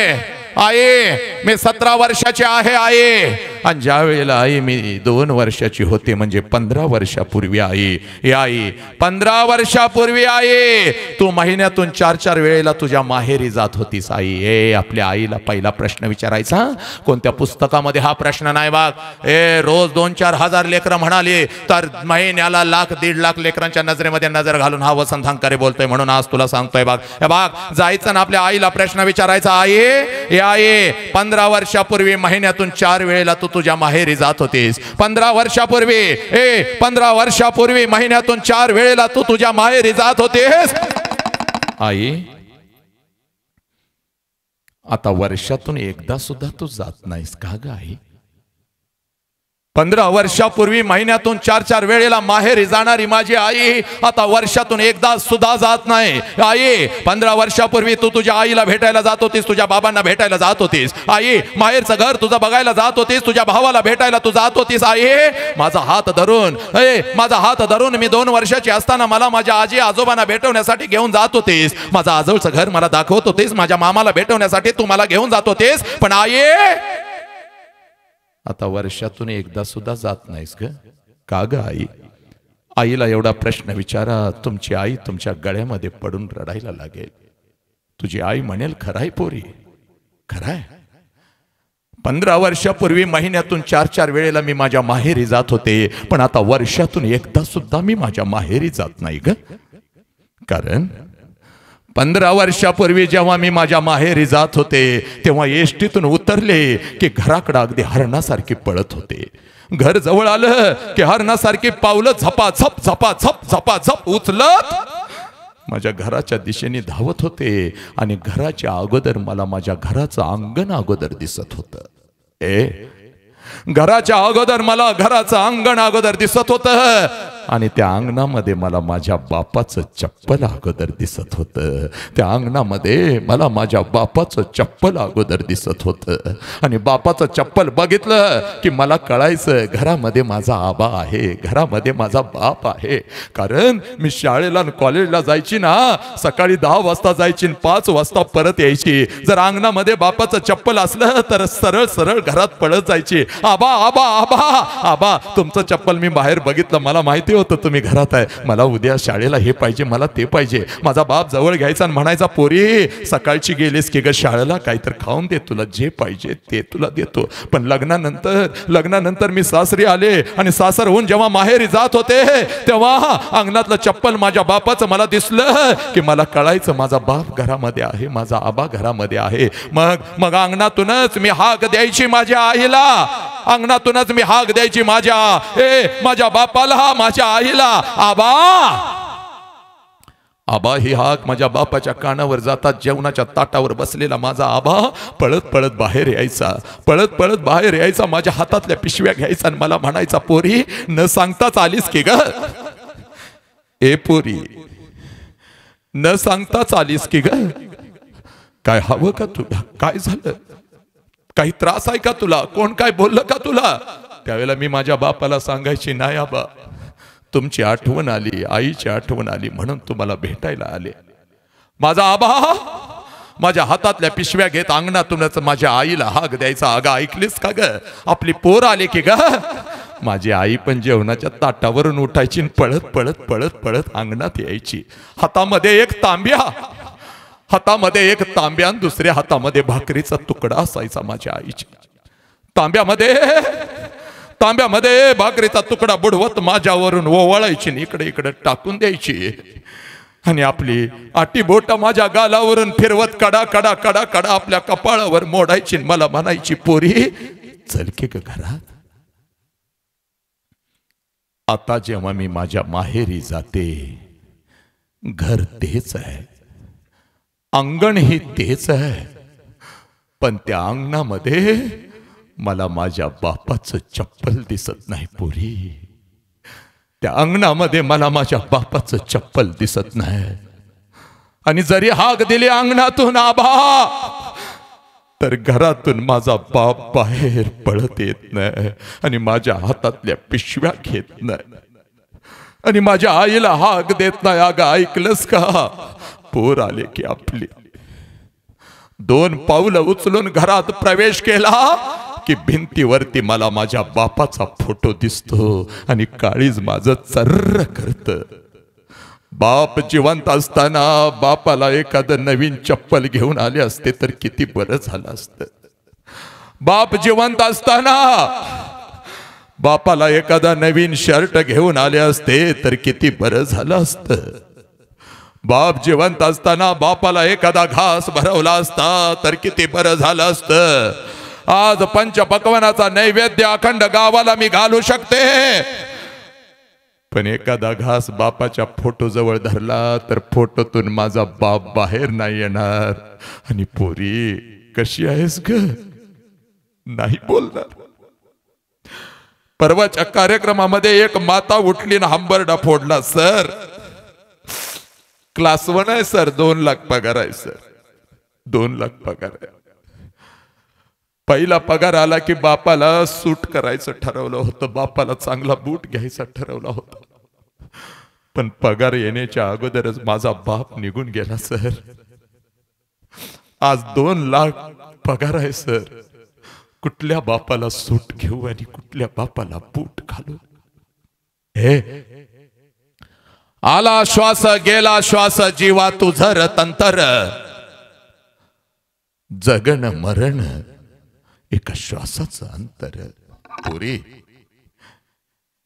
जोपर्यंत बापाचा श्वास सुरू आहे ना, तोपर्यंत बापावर प्रेम करा. एकदा का श्वास निघून गेला, एकदा का श्वास निघून गेला, उरतात फक्त वेदना, फक्त वेदना. म्हणून सांगतोय बा, बापाच्या उंची एवढी उंची झाली, तुझ्या तोंडामध्ये कधी कधी मावा येतो. 12-12 वाजेपर्यंत मित्राचे वाढदिवस साजरे करत फिरतोस. 24 तास मोबाईल मध्ये तू गुंतलेला असतोस. तुला आई कळत नाही, तुला बाप कळत नाही. मावा खात कधी रस्त्यावर पोरा दिसतोस आणि हातात तुझ्या सिगारेट दिसतं, तेव्हा तुझा बाप तुला काय बोलत नाही. पण पळत पळत तुझ्या आईच्या गळ्यात जाऊन पडतो ना हंबरडा फोडत म्हणतो, यासाठी का पोराला जन्माला घातला.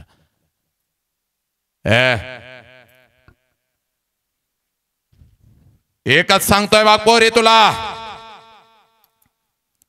थांबतोय तर जास्त वेळ घेत नाही, पण एक काम करायचं बघ.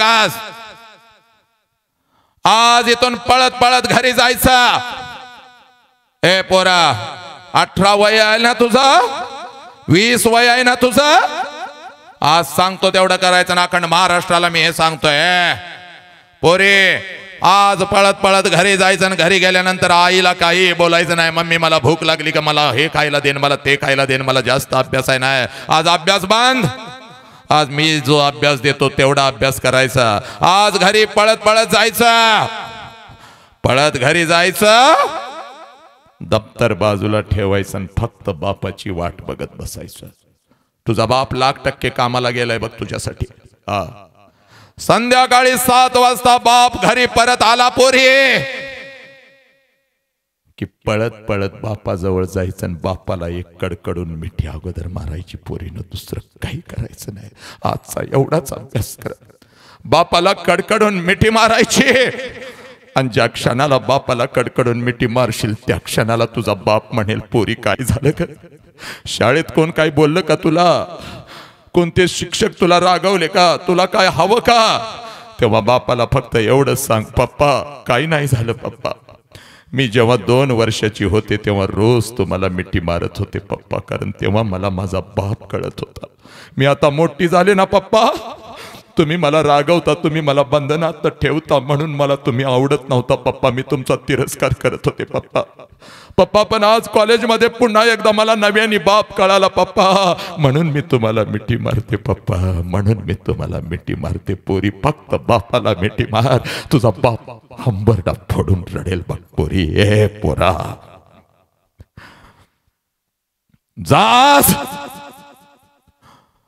आणि बापाला कडकडून मिठी मार, कारण बापाची किंमत त्या पोराला विचार. बापाची किंमत त्या पोराला विचार, ज्याचा बाप त्याला लहानपणी सोडून निघून गेलाय. पोरी, का शिकायचं, कशासाठी शिकायचं हे तुला सांगतो बघ. अभ्यास कसा करायचा हे सांगायला तुझे शिक्षक आहेत बघ, पण अभ्यास का करायचा आज तुला सांगून जातो बघ. पोरी, कधी तर एखाद्या कुठल्या तर अनाथ आश्रम मध्ये जा. ए पोरा, लय मस्ती आहे ना तुला. कधी तर कुठल्या तर अनाथ आश्रम मध्ये जा आणि 7-8 वर्षाचा पोरगा हातामध्ये थाली घेऊन, त्या थालीमध्ये थोडासा भात असतो, खात कुठल्या तर कोपऱ्यात बसलेला असतो. त्या पोराला फक्त विचारायचं, तुझ्या बापाचं नाव काय र. पोरगा हंबरडा फोडतं, हातातली थाळी खाली टाकून देताना म्हणतं, मला बाप पण नाही, मला आई पण नाही, मला आईची माया कधी भेटली नाही, मला बापानं कधी मिठीमध्ये घेतलं नाही, आणि बापानं कधी मला एखादा घास भरवला नाही. सगळे म्हणतात या कचऱ्याच्या डब्याजवळ मी सापडलो होतो, सगळे म्हणतात या कचऱ्याच्या डब्याजवळ मी सापडलो होतो. कोणीतरी आणून मला इथं टाकलं, मी मोठा झालो. ए पोरीना, बापाची किंमत त्या पोराला विचारा ज्याचा बाप लहानपणी त्याला सोडून निघून गेला. ए नालायकानो, तुमचा बाप जेव्हा तुमचा हात धरून कपड्याच्या दुकानात तुम्हाला घेऊन जातोय, तुमचा बाप जेव्हा तुमचा हात धरून तुम्हाला कपड्याच्या दुकानामध्ये घेऊन जातो, तेव्हा सगळं कपड्याचं दुकान तुम्हाला तुमचं वाटतं, कारण तुमच्या पाठीमागं साला तुमचा बाप उभा आहे, तुमच्या पाठीमागं तुमचा बाप उभा आहे. ज्या कपड्याला हात घालशील ना पोरे, तो कपडा तुझा होतो, कारण तुझ्या पाठीमागं तुझा बाप उभा आहे. एखाद्या महागड्या कपड्याला हात घातलास तर बाप लगेच म्हणतो, दीदी आवडलंय ना, उचल दीदी, पैशाचं मी बघतो. ए पोरी, ए पोरी, सणासुदीला नवीन कपडे घालून मिरवत असतेस आणि मैत्रिणींना दाखवत असतेस ना, माझ्या पप्पानं घेतलं, माझ्या पप्पानं घेतला. तेव्हा बिना बापाचं पोरग कुठल्या तर झाडाखाली उभं असतं आणि तुमच्या अंगावरची नवीन कपडे बघत असतं. बिना बापाचं पोरग कुठल्या तर झाडाखाली उभं असतं आणि तुमच्या अंगावरचे नवीन कपडे बघत असतं आणि त्याच्या मनामध्ये विचार येतो, जर माझा बाप असता, जर माझा बाप असता तर आज माझ्या अंगावर अशीच नवीन कपडे चढली असती. जर माझा बाप असता तर आज माझ्या अंगावर अशीच नवीन कपडे चढली असती. पोरग डोळं भरून तुमच्या अंगावरची नवीन कपडे बघतं आणि पळत पळत आपल्या आईकडे जातं, आईच्या गळ्यात पडून हंबरडा फोडतं, म्हणतं, आय, माझ्या सगळ्या मित्रांच्या अंगावर नवीन कपडे, आय मला ग, आय, आय मला ग. तेव्हा बिना बापाच्या पोराला ती आई जवळ घेत म्हणते, बाळा 2 दिवसानं येणार आहेत माझं पैसे, 2 दिवसानं येणार आहेत माझं पैसा, घेते तुला एखादा शर्ट. पोराला माहित असतं 2 दिवसानं आईचं पैसे येणार नाहीत. पोराला माहित असतं 2 दिवसानं आईचं पैसे येणार नाहीत आणि आईलाही माहित असतं 2 दिवसानं आपण पोराला शर्ट घेऊन देऊ शकणार नाही. दोघं एकमेकाला पकडून रडत असतात. पोरगा हळूच विचारतं, आई, आपला आबा मलाच लवकर सोडून का गेलं ग? आणि याचं उत्तर त्या माऊलीकडे नसतं. उरतात फक्त दोघांचे हंबरडे आणि डोळ्यातले अश्रू. पोरीनो, तुझ्या हातात मोबाईल कसा आलाय माहितीये का? निर्लज्जानो, हरामखोर. ज्या मोबाईलवर नको ते आम्ही चॅटिंग करत बसतो. एवढं काय बघतेस ग? त्यात म्हणल्यानंतर बापाला धमकी देतो, आईला धमकी देतो, मी माझ्या जीवाचं काहीतरी वाईट करून घेईन. बघ, तो मोबाईल तुझ्याकडे कसा आला माहितीये का? ज्या वेळेला तू आईला हट्ट करतेस ना, मला मोबाईल पाहिजे, मला मोबाईल पाहिजे, माझ्या मैत्रिणींच्याकडे चांगला मोबाईल आहे, मला सुद्धा पाहिजे. आई म्हणते, पोरा, हे पोरी, कसं तर हाच मोबाईल वापर की. नाही, तू ऐकत नाहीस. फक्त संध्याकाळी तुझा बाप जेव्हा येऊन जेवायला बसतो ना पोरी, जेवणाचं ताट समोर आलं की भुकावलेला बाप तोंडात एक घास घालतो. तुझी आई म्हणते, पोरगीला मोबाईल घेऊन द्यावा लागेल हो, नाहीतर शिकणार नाही म्हणते, जीवाचं काहीतरी वाईट करून घेईन म्हणते. तोंडातला घास काढता येत नाही म्हणून तुझा बाप तो घास कसा तर गिळतो बघ. हातातला घास ताटातच टाकतो आणि भरलेल्या ताटावरून तुझा बाप उठतो बघ. तुझी आई म्हणते, अहो जेवण तर करा की. गप गा, जेवता कधी पण येईल. पोरीच्या आयुष्याचा प्रश्न आहे ग, पोरीच्या आयुष्याचा प्रश्न आहे. हे पोरी, भरलेल्या ताटावरून तुझा बाप कुठल्या तर मित्राकडे जातो, मित्राला म्हणतो, माझ्याकडे एक 15,000 रुपये आहेत, एक 10,000 रुपये पाहिजेत 1 महिन्यासाठी, जरा उसनं देशील का? पोरीला मोबाईल घेऊन द्यायचा आहे. दुसऱ्या दिवशी तुझ्या हातात जो ब्रँडेड मोबाईल असतो ना पोरी, त्यासाठी तुझा बाप भिकाऱ्यासारखा त्याच्या मित्राजवळ झोकला, याची जाणीव तुला असू दे. नालायकानो, बापाला कधी बघायचा? शाळेमध्ये डबा घेऊन येतो किंवा कॉलेजची फी भरतो तेव्हा बापाला बघायचं नाही. कधी तर रात्रीचा उठायचा आणि जिथं बाप झोपलाय तिथं जायचं आणि रात्रीच्या 2 वाजता त्या अंधारात बापाला बघायचं.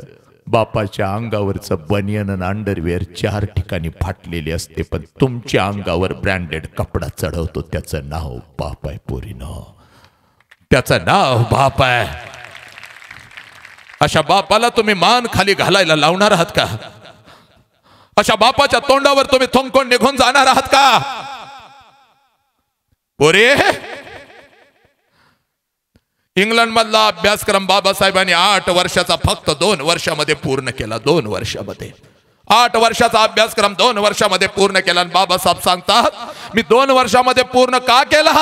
कारण जेव्हा जेव्हा मी पुस्तकाचं पान उघडत होतो तेव्हा पुस्तकाच्या पानावरची वाक्य मला नंतर दिसत होती. पुस्तकाच्या पानावर अगोदर मला माझा बाप दिसत होता. बाप, जो बाप रात्रीच्या 2-2 वाजेपर्यंत माझ्या उशाला बसून राहायचा, रात्रीच्या 2 वाजता मला अभ्यासाला उठवायचा.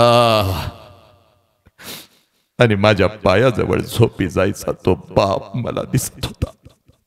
मृत्यूच्या दारात संभाजीराजे उभे होते। औरंगजेब म्हणतो संभा तेरे पिताजी का स्वराज्य हमारे चरणों में रखा, हम तुम्हारी जान बख्श देंगे। त्यावेळेला ते पोरगा म्हणता या देहाचे तुकडे केले तरी चालतील, हा शिवपुत्र तुझ्या चरणावर माझ्या बापाचं स्वराज्य कधीच ठेवणार नाही। स्वतःच्या देहाचे तुकडे करून घेतले, पण संभाजीराजाने आपल्या बापाचं स्वराज्य शत्रूच्या चरणावर ठेवलं नाही, कारण संभाजीराजांना त्यांचा बाप कळाला होता। बाप तुम्हा मला आमचा बाप कळालाय का पोरीनो? तुम्हा मला आमचा बाप कळालाय का? हा बाप तुझ्यासाठी नागडा राहिलाय, हा बाप तुझ्यासाठी उघडा राहिलाय, हा बाप जिथं जिथं कामाला जातो तिथले वरिष्ठ याला नको तसं बोलतात तरी सुद्धा तुमच्यासाठी झुकतो, दुसऱ्यांचं बोलणं खाऊन घेतो, पण घरी येताना पैसे घेऊन येतो, कारण माझ्या पोरगीचं आणि माझ्या पोराचं शिक्षण चाललंय। हा बाप तुम्हाला कळाला का रे कधी? बाग आई शिवाय आमचं अस्तित्व नक्कीच नाही। आई पाहिजेच आम्हाला। आई रडते, आईच्या डोळ्यातले अश्रू दिसतात, आम्हाला वाटतं फक्त आईच आमच्यासाठी रडते, पण पोरांनो अनुभव आहे आपला। या जगात रात्रीच्या अंधारात आणि शेताच्या बांधावर बसून सगळ्यात जास्त जर कोण रडत असेल, त्याचं नाव बाप आहे बपुरी, त्याचं नाव बाप आहे। जास्त मी वेळ तुझा घेत नाही बघ, 5 मिनिटात इथं थांबतो, पण ऐक बघ, हा लग्न मंडप आहे ना, हा मंडप जर घातला नसता तर याच्या सावलीमध्ये आज याच्या सावलीमध्ये आज तू आनंदाने बसलेस ना, हा मंडप नसताना तर तू इथं बसू शकली नसतीस। तुझ्या आयुष्यातल्या वेदना तुझ्या आयुष्यातल्या वेदना स्वतःच्या अंगावर या मंडपासारखा जो झेलतो त्याचं नाव बाप आहे पोरी, त्याचं नाव बाप आहे। या मंडपात मला तुझा बाप दिसतो बघ, या मंडपातल्या प्रत्येक खांबामध्ये मला तुझा बाप दिसतो बघ पोरे। तो बाप तुझ्या समोर ठेवतो आणि 2 मिनिटामध्ये मी इथं थांबतो बघ पोरे। 20 वर्ष तुला तुझ्या बापानं तळ हाताच्या फोडासारखं जपलेलं आहे बघ। 20 वर्ष तुझ्या बापानं तुला तळ हाताच्या फोडासारखं जपलेलं आहे बघ। तो नागडा राहिला, तो उघडा राहिला, तो उपाशी राहिला बघ, पण तुला जपलेला आहे बघ। तुला स्वतःच्या पायावरती उभं करण्यासाठी तुझा बाप रात्रंदिवस झिजत आहे बाग, आणि 20 वर्ष तुला तळहाताच्या फोडासारखं जपल्यानंतर एक दिवस तुझं लग्न ठरतं बघ। आणि जसं लग्न ठरतं बघ पोरी, जसं लग्न ठरतं तुझ्या घरामध्ये सगळीकडे आनंदी आनंद आनंदी आनंद। पोरगीला चांगलं स्थळ मिळालं, पोरगीला चांगलं स्थळ मिळालं, पोरगीला चांगलं स्थळ मिळालं, जावई चांगला मिळाला, खानदान चांगलं मिळालं, सगळ्या घरात आनंद असतो। पण पोरे रात्रीच्या अंधारात तुझा बाप एकटा झुरत असतो। रात्रीच्या अंधारात तुझा बाप एकटा झुरत असतो, कारण बापाला कळतं काही दिवसातच माझी पोरगी आता मला कायमची सोडून निघून जाणार आहे, काही दिवसातच माझी पोरगी आता मला कायमची सोडून निघून जाणार आहे। तुझा बाप रात्रीच्या अंधारात झुरत असतो। काही दिवसात लग्नपत्रिका येते बघ, ती लग्नपत्रिकेची डिझाईन सुद्धा तूच निवडलेली असतेस बघ। बापाला सांगतेस बाप्पा ही नको, ही घ्या, ही नको, ही घ्या, आणि तुझा बाप त्या क्षणाक्षणाला मरत असतो, त्या क्षणाक्षणाला रडत असतो, कारण ती लग्नपत्रिका त्याला ओरडून सांगत असते या तारखेला या क्षणाला तुझी पोरगी तुला कायमची सोडून निघून जाणार आहे। पोरे तुझा बाप तुझ्या चेहऱ्यासमोर तुझ्या समोर हसत असतो, पण भिंतीच्या आडाला जाऊन ढाळा रडत असतो। लग्नपत्रिका द्यायला पाहुण्यांच्याकडे जातो बघ, हसत लग्नपत्रिका देत असतो। यायचं माझ्या पोरगीच्या लग्नाला यायचं, सकुटुंब सपरिवार यायचं। 2 दिवस अगोदरच यायचं, सगळ्यांनी या पोरे। तुझी लग्नपत्रिका हसत देत असतो बघ, आणि जसा पाठमोरा होतो हंबरडा फोडत घरापर्यंत येतो, कारण लग्नपत्रिकेवरची तारीख त्याला सांगत असते या तारखेला तुझी पोरगी तुला कायमची सोडून निघून जाणार आहे। असाच लग्न मंडप असतो बघ, आणि लग्नाच्या बाहुल्यावरती तू तुझ्या नवऱ्याबरोबर नटून थटून उभी राहिलेली असतेस बघ। सगळा लग्न मंडप खचाखच भरलेला असतो, मंगल अष्टका सुरू असतात, वाजंत्री वाजवत असतात, जिकडे तिकडे जल्लोष चाललेला असतो। तांदूळ पडतं बघ, जसं तांदूळ पडतं तसं प्रत्येक जण तुला आशीर्वाद द्यायला लग्नाच्या बाहुल्यावरती येत असतो। प्रत्येक जण तुला आशीर्वाद द्यायला लग्नाच्या बाहुल्यावरती येत असतो बघ। प्रत्येक जण तुला आशीर्वाद द्यायला लग्नाच्या बाहुल्यावरती येत असतो बघ। तुला आशीर्वाद देत असतो, तू सुद्धा आशीर्वाद घेत असतेस। जिकडे तिकडे आनंदी आनंद चाललेला असतो, त्याच लग्न मंडपामध्ये त्याच लग्न मंडपामध्ये जेवणाच्या पंक्ती उठत असतात बघ. त्याच लग्न मंडपामध्ये जेवणाच्या पंक्ती उठत असतात बघ. हे बघ, आणि तिथं तुझा बाप हसत हसत फिरत असतो. माझ्या पोरगीचा लग्न आहे, सगळ्यांनी जेवून जायचं, पोट भरून जेवून जायचं, कोणी उपाशी जायचं नाही. चला चला ज्याला जेवा पोरानो पोट भरून जेवा रे. आणि स्वतःच्या हाताने सुद्धा वाढत असतो बघ. आनंद गगनात मावत नसतो, पण आत काळीज दुखत असतं. आनंद चेहऱ्यावरती आनंद पटीने असतो, पण हृदय मात्र दुखत असतं. आणि बघता बघता 3 वाजतात सगळा लग्न मंडप मोकळा होतो. आणि लग्नाच्या बाहुल्यावरून नवऱ्याचा हात धरून जशी तू खाली येतेस, लग्न मंडपामध्ये पहिला हंबरडा तुझी आई फोडते बघ तुझ्यासाठी. तुझी आई हंबरडा फोडते, पळत पळत येऊन तुझ्या गळ्यात पडते आणि म्हणते, पोरी 20 वर्ष बापानं तुला फुलपाखरासारखं जपलं की ग, आणि आता ही माझी चिमणी भुर्र करून उडून निघून जाणार. परक्यासारखं आम्ही एका कोपऱ्यात उभं राहून फक्त तुला जाताना बघायचं. हे पोरी आज रात्री घरी कसं जाऊ?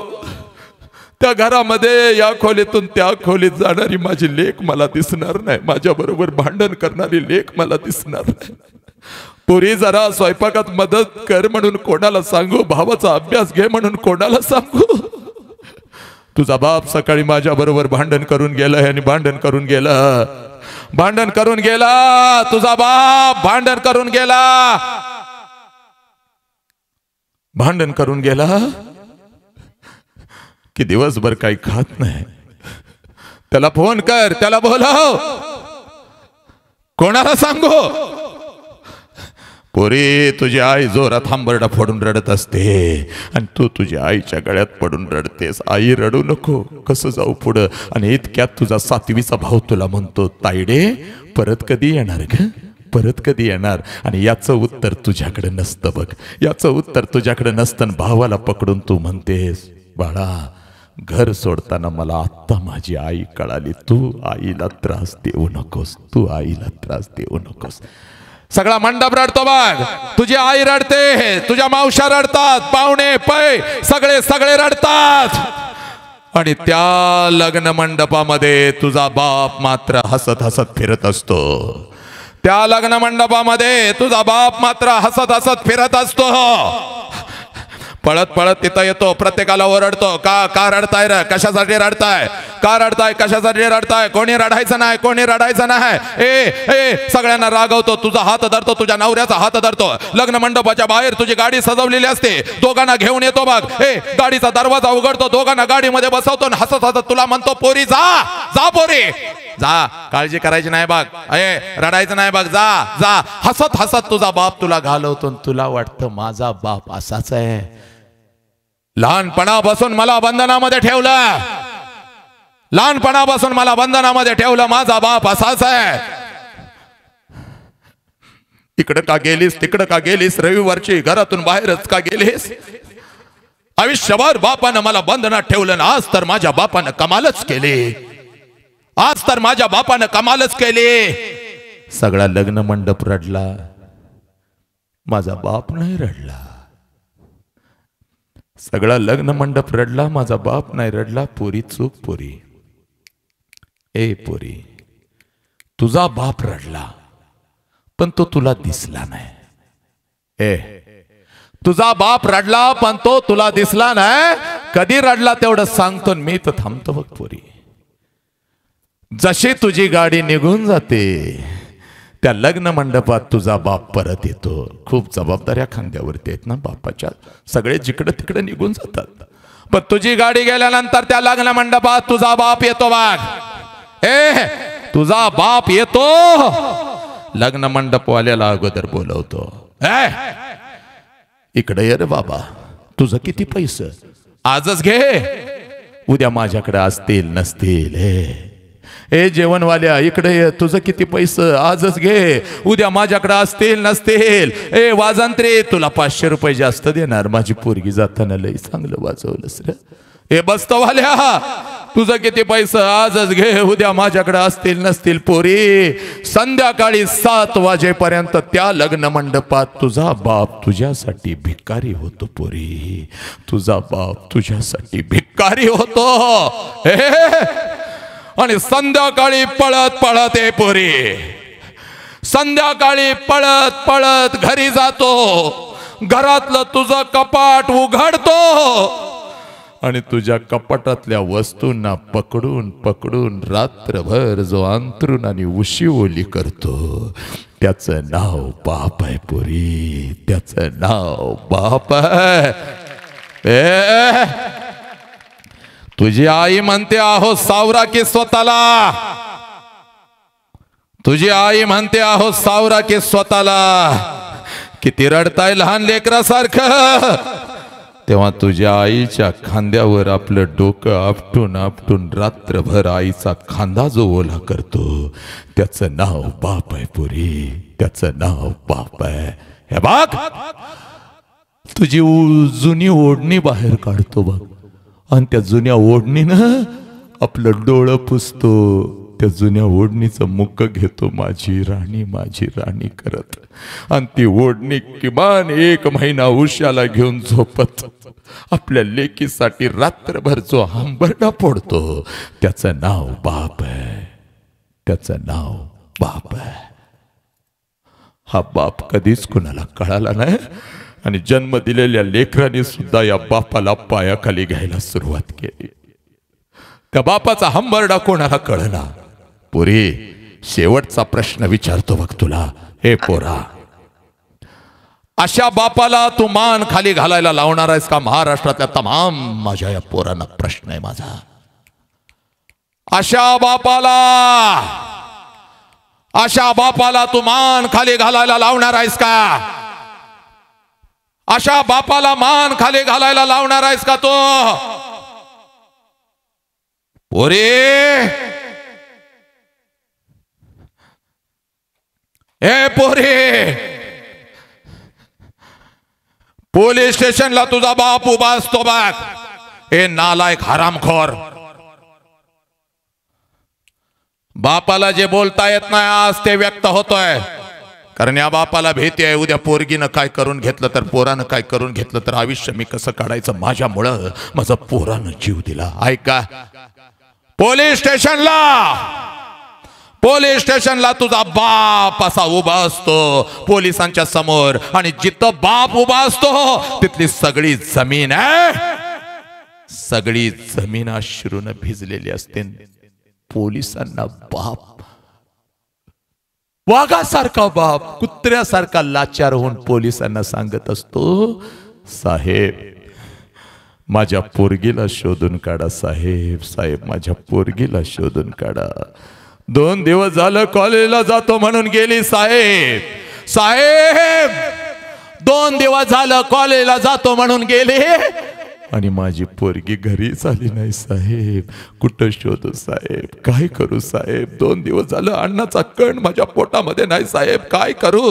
हे नालायक हरामखोर, ज्या बापानं 20 वर्षात तळहाताच्या फोडासारखं तुम्हाला जपलं, कोणतरी या सोशल मीडियाच्या माध्यमातून 2 महिन्यासाठी किंवा 2 वर्षासाठी तुमच्या आयुष्यामध्ये येतो, आणि त्या पोरासाठी, त्या नालायक हरामखोरासाठी 20 वर्ष बाप जो तुझ्यासाठी नागडा राहिला, उघडा राहिला, उपाशी राहिला, तुझ्यासाठीच फक्त जगला आणि तुझ्यासाठीच फक्त झिजला, त्या बापाच्या तोंडावर थोक करून थुकून निघून जाताना नालायकानं तुम्हाला लाज वाटत नाही का? हे पोरी, त्या पोराचं खानदान तुला माहिती नाही. तो पोरगा तुझ्यापेक्षा वयाने कितीतरी मोठा व्यसन करणारा, दारू पिणारा, तो नालायक हरामखोर कुत्रा एखादी कॅडबरी काय तुला देतो, एखादा 200 रुपयाचा ड्रेस काय तुला आणून देतो, तुझ्या मोबाईलवर ते बॅलन्स काय मारतो, आणि त्यासाठी हरामखोरानं, जो बाप तुमच्यासाठी भिकारी झाला, साला नागडा राहिला, उघडा राहिला, 200 रुपयाच्या कॅडबरीसाठी एखादा दिवस त्यानं तुला गाडीवरून फिरवलं, त्या कुत्र्यासाठी बापाच्या तोंडावर थकून जाताना या हरामखोरानं तुम्हाला लाज नाही का ग वाटत? हे ऐक बघ पोरे, हे बघ, दुसऱ्याच्या पोरीचा हात धरायचा, तिला प्रेमाच्या जाळ्यात फसवायचं आणि तिला रातोरात घेऊन जायचं. याला मर्द म्हणत नाही, त्याला नामर्द म्हणतात. आणि तू नामर्द कधीच असू शकत नाहीस, कारण ही माती बुद्धांची आहे, स्वामी विवेकानंदांची आहे, संभाजी राजांची आहे. आणि या मातीमध्ये मर्द जन्माला येतो. या गावातली या शाळेतली प्रत्येक पोरगी ही तुझी जबाबदारी आहे, ती सुरक्षित राहिली पाहिजे याची पूर्ण जबाबदारी या क्षणापासून तू तुझ्या खांद्यावर घेतली पाहिजेस, कारण तू एक वाघ आहेस, तू एक मर्द आहेस. नाही का? एखाद्या पोरगीवर प्रेम आहेस ना, तर स्वतःच्या कर्तृत्वानं एवढा मोठा हो, एवढा मोठा हो, एवढा मोठा हो. तिच्या बापानं तिचा हात तुझ्या हातामध्ये दिला पाहिजे. त्याला एवढं कर्तृत्व घडवून एवढा मोठा हो, याला प्रेम म्हणतात आणि याला मर्द म्हणतात. जायचंय ना पोरी तुला बापाच्या तोंडावर थुकून जा.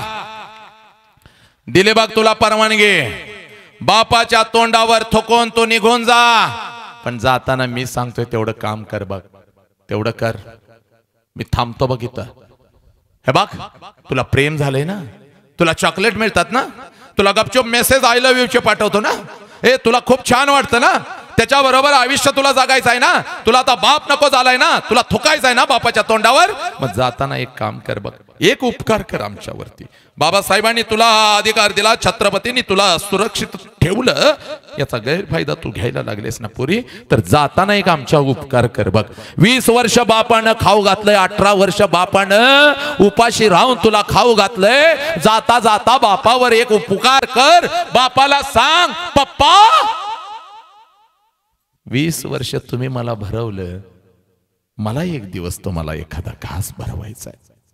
तुझा बाप आनंदानं उड्या मारेल. जा पोरी, भूक लागले, अन्नाचं ताट घेऊन ये. स्वयंपाकघरात जा, बापाचं अन्नाचं ताट तयार कर. पण त्या ताटात चोरून विष घाल पोरी, विष घाल. विषानं भरलेलं ते ताट बापापर्यंत घेऊन ये. तुझ्या हातानं तो विषाचा घास बापाला चार. तुझा बाप डोळ्या देखत मरू दे. तुझा बाप टाचा घासून तुझ्या डोळ्या देखत मरू दे. समाज त्याला जाळू दे. त्याची राख एकदाची तुझ्या डोळ्यानं बघ. आणि मग पोरी, मग त्या हरामखोरा बरोबर पळून जा पोरी. बापाला जिवंत घरात ठेवून पळून जाऊ नको, कारण जिवंतपणीचं मरण लय वाईट आहे बघ पुरी, लय वाईट आहे. शाण्याला शब्दाचा मार. आता काय करायचं हे तू ठरव. महाराष्ट्रातले एक पोर आणि एक पोरगे आपल्या आई बापाला सोडून जाता कामा नये, आणि यासाठी ही चळवळ सुरू आहे. या पोरीनी आणि या पोरानी 20 वर्ष बापानं तुमच्यासाठी खूप काय केलंय ना. एका मिनिटासाठी फक्त आपला उजवा हात वरती करायचा. एका मिनिटासाठी सगळ्यांनी करा. उजवा हात आपला वरती कर रे पोरा. 20 वर्ष बापानं तुझ्यासाठी बाप जागला ना. पोरानो हात वरती करा, फक्त पोरानो हात वरती करा. पोरीनो, आणि तो हात आपल्या डोक्यावरती ठेवा. ठेव डोक्यावरती. आता फक्त 1 मिनिट द्यायचं आहे बघ. डोक्यावरती हात ठेव. तुझ्या डोक्यावरती हात ठेवलास, डोळं फक्त बंद कर बघ पोरी. एका मिनिटासाठी डोळं बंद कर तुझा. डोळं बंद कर तुझा, आणि डोळ्यासमोर आण तुझ्या बापाला. हे बघ, त्या गरीब बापाला डोळ्यासमोर आण. तुला बाप नसेल तर मला डोळ्यासमोर आण. मी तुझा बाप आहे बघ पोरी. तुला नसेल बाप तर तुला शिकवणाऱ्या शिक्षकांना डोळ्यासमोर आण. ते तुझे बाप आहेत बघ.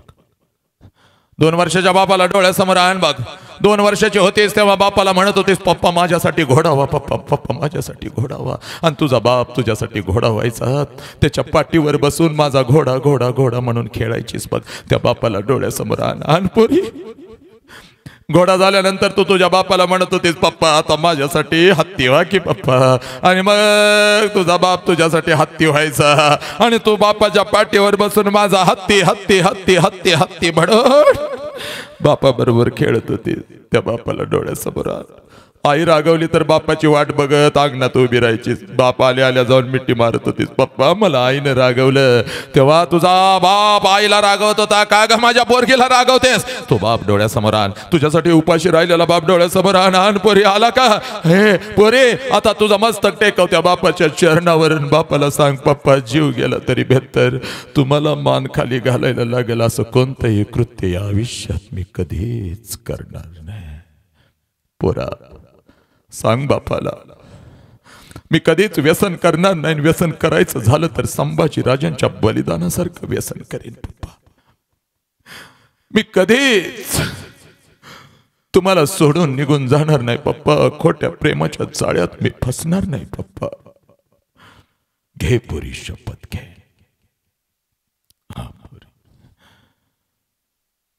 शांतपणे हात खाली घेत तर तुझे डोळे उघडून हे नवीन आयुष्य आज घेऊन जायचंय बघ घरला. हा बाप कळाला पाहिजे बघ पोरी तुला. या बापाच्या वेदना तुला कळाल्या पाहिजेत. या बापाच्या वेदना तुला कळाल्या पाहिजेत. तुझ्या नजरेनं तू रोजच बाप बघतेस बघ. पण या गावामध्ये तुला मी एक बाप दाखवतो बघ. माझ्या नजरेतून एकदा बाप बघ. रोज बघतेस ना तुझ्या नजरेनं बाप, तर आज माझ्या नजरेनं एखादा बाप बघ. एक बाप तुला दाखवतो बघितला. कोणी वडील आलेत का ज्यांची लेक इथं आहे? आता जरा हात वर करा एका मिनिटासाठी. कोणी वडील असे आहेत का ज्यांची लेक इथं आले? जरा या इकडे पुढे या. जरा एक जे वडील आहेत ज्यांची लेक इथं आहे जरा या इकडं. या इकडं लवकर या, लवकर या. प्रश्न आहे हो, या इकडं. प्रश्न हा आपल्या राष्ट्राचा आहे. प्रश्न हा ज्यांची लेक इथं जरा उभं राहा. पोरीनं रोज बापाला बघता. आज मी तुम्हाला तुमचा बाप दाखवतो. माझ्या नजरेतून हा बाप काय आहे दाखवतो. मगापासून मी म्हणतोय हा बाप बाप बाप बाप बाप. तुला एक बाप दाखवतो बघ. रोज बापाला बघतेस पण आज माझ्या नजरेतून एकदा या बापाला बघ. अजून कोण आहे इकडे ज्यांची लेक इथं आलेली आहे? जरा या. अजून कोण आहे रे ज्याचा मुलगा पण इथं आलेला आहे? हात वर करा जरा एका मिनिटासाठी. इथे तुला दाखवतो बाग तुझा बाप. एक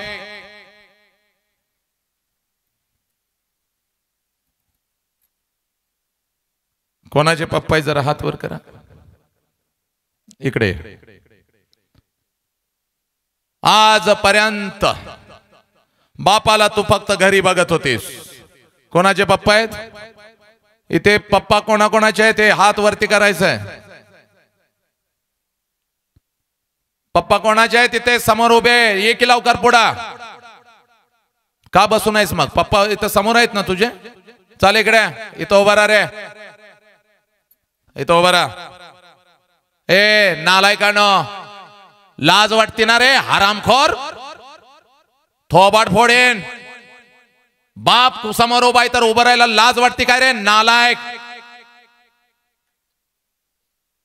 रोज बाप घरात बघताना आज जरा माझ्या नजरेतून बाप बघ. जा पोरी आपल्या बापाला एक सगळ्या समोर कडकडून मिठी मार. जा. हा बाप आहे बाग. तुझ्यासाठी नागडा राहिलेला, तुझ्यासाठी उघडा राहिलेला. चल जा बापाला पहिला एक कडकडून मिठी मार बघ. हा बाप आहे तुमच्यासाठी रात्रंदिवस झिजलेला. हा बाप आहे उपाशी राहिलेला पण साला तुम्हाला पोटभर अन्न करून घातलेला. हा बाप आहे बघ. हे बघ रात्रीचा यानं दिवस केलेला आहे बघ. हे अंगावरती फाटके कपडे घातले पण या बापानं लक्षात घ्या तुम्हाला मोठं केलं. या बापानं तुम्हाला जगवलं. लक्षात घ्या. मग या बापाला तुम्ही आयुष्यात मान खाली घालायला लावणार आहात का? कोण तर आयुष्यामध्ये येतो म्हणून या बापाच्या तोंडावर थुकून देणारा जाणार का? पोरे अगं तुझ्यासाठी फक्त सांगून तर बघ. चॉकलेटची फॅक्टरी खरेदी करणारा हा तुझा बाप आहे पण एखाद्या चॉकलेटच्या तुकड्यासाठी या बापाच्या तोंडावर थकवून तो जाणार आहेस का ग पोरी? हा बाप आहे पोरानो. हा बाप आहे. आणि म्हणून सांगतोय नालायकानं घरी जायचं आणि या देवासारख्या बापाला अगोदर कडकडून मिठी मारायची. कारण तुमच्या आयुष्यामध्ये तुमचा एकच देव आहे ज्या देवाचं नाव बाप आहे आणि एकच देवी आहे ज्या देवीचं नाव आई आहे, आणि एकच मंदिर आहे ज्या मंदिराचं नाव शाळा आहे. हाच तो बाप आहे, हाच तो बाप. पोरांनो, एकदा बापाच्या चरणावर तुमचं मस्तक ठेवा. एकदा बापाच्या चरणावर चला झुका. एकदा बापाच्या चरणावर मस्तक ठेवा रे. या विज्ञान युगामध्ये झुकायला तुम्ही विसरला. पोरीनो, हा तुमचा देव आहे ग. तुमच्यासाठी नागडा उघडा राहिलेला, आणि सगळं जग जेव्हा तुमच्या विरोधात उभं ठाकतं तेव्हा तुमच्या पाठीशी खंबीरपणे उभं राहणारा हा तुमचा बाप आहे. पोरांनो, उठा रे माझ्या लेकरांनो, उठा. हा बाप आहे. आज घरी जायचं आणि या बापाला अगोदर कडकडून मिठी मारायची. सर बसा, बस. अजून काय बोलू. अंतरंगामध्ये थोडासा बाप जागा करण्यासाठी मी इथं आलो होतो. रोज एक गाव, रोज दोन गाव, बस. बाकी काय बोलू मी. निफाडमध्ये येण्याचं प्रयोजन खऱ्या अर्थानं माझा मित्र विनोद आणि एक सोनावणे माझे साहेब आहेत, त्यांच्या मातोश्रींच्या पुण्यस्मरणानिमित्त इथं आलो. आणि 4-5 वर्षापूर्वी हा विनोद मला इथं घेऊन आला. माझी ओळख झाली नाशिक आणि या निफाड शहराला. अतिशय आनंद होतोय. गेली 2 तास तुम्ही बाप ऐकून घेत होता. मुखातून माझ्या काही चुकीचे शब्द गेले असतील तर नक्कीच बापाच्या नात्यानं मला माफ करा पोरीनो.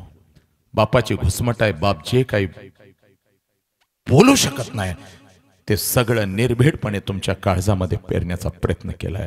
म्हणून आजपासून फक्त मला हे डोळ्यातले अश्रू दिसता कामा नये, तर या अश्रूंना न्याय द्यायचा आहे. आणि बापाच्या आणि आईच्या कष्टाचं पांग फिटल असंच कर्तृत्व तुमचं झालं पाहिजे, तुम्ही करायचं आहे.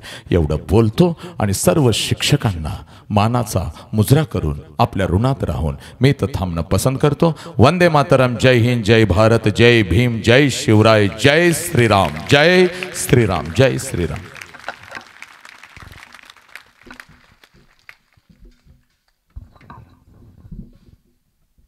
ज्यांच्या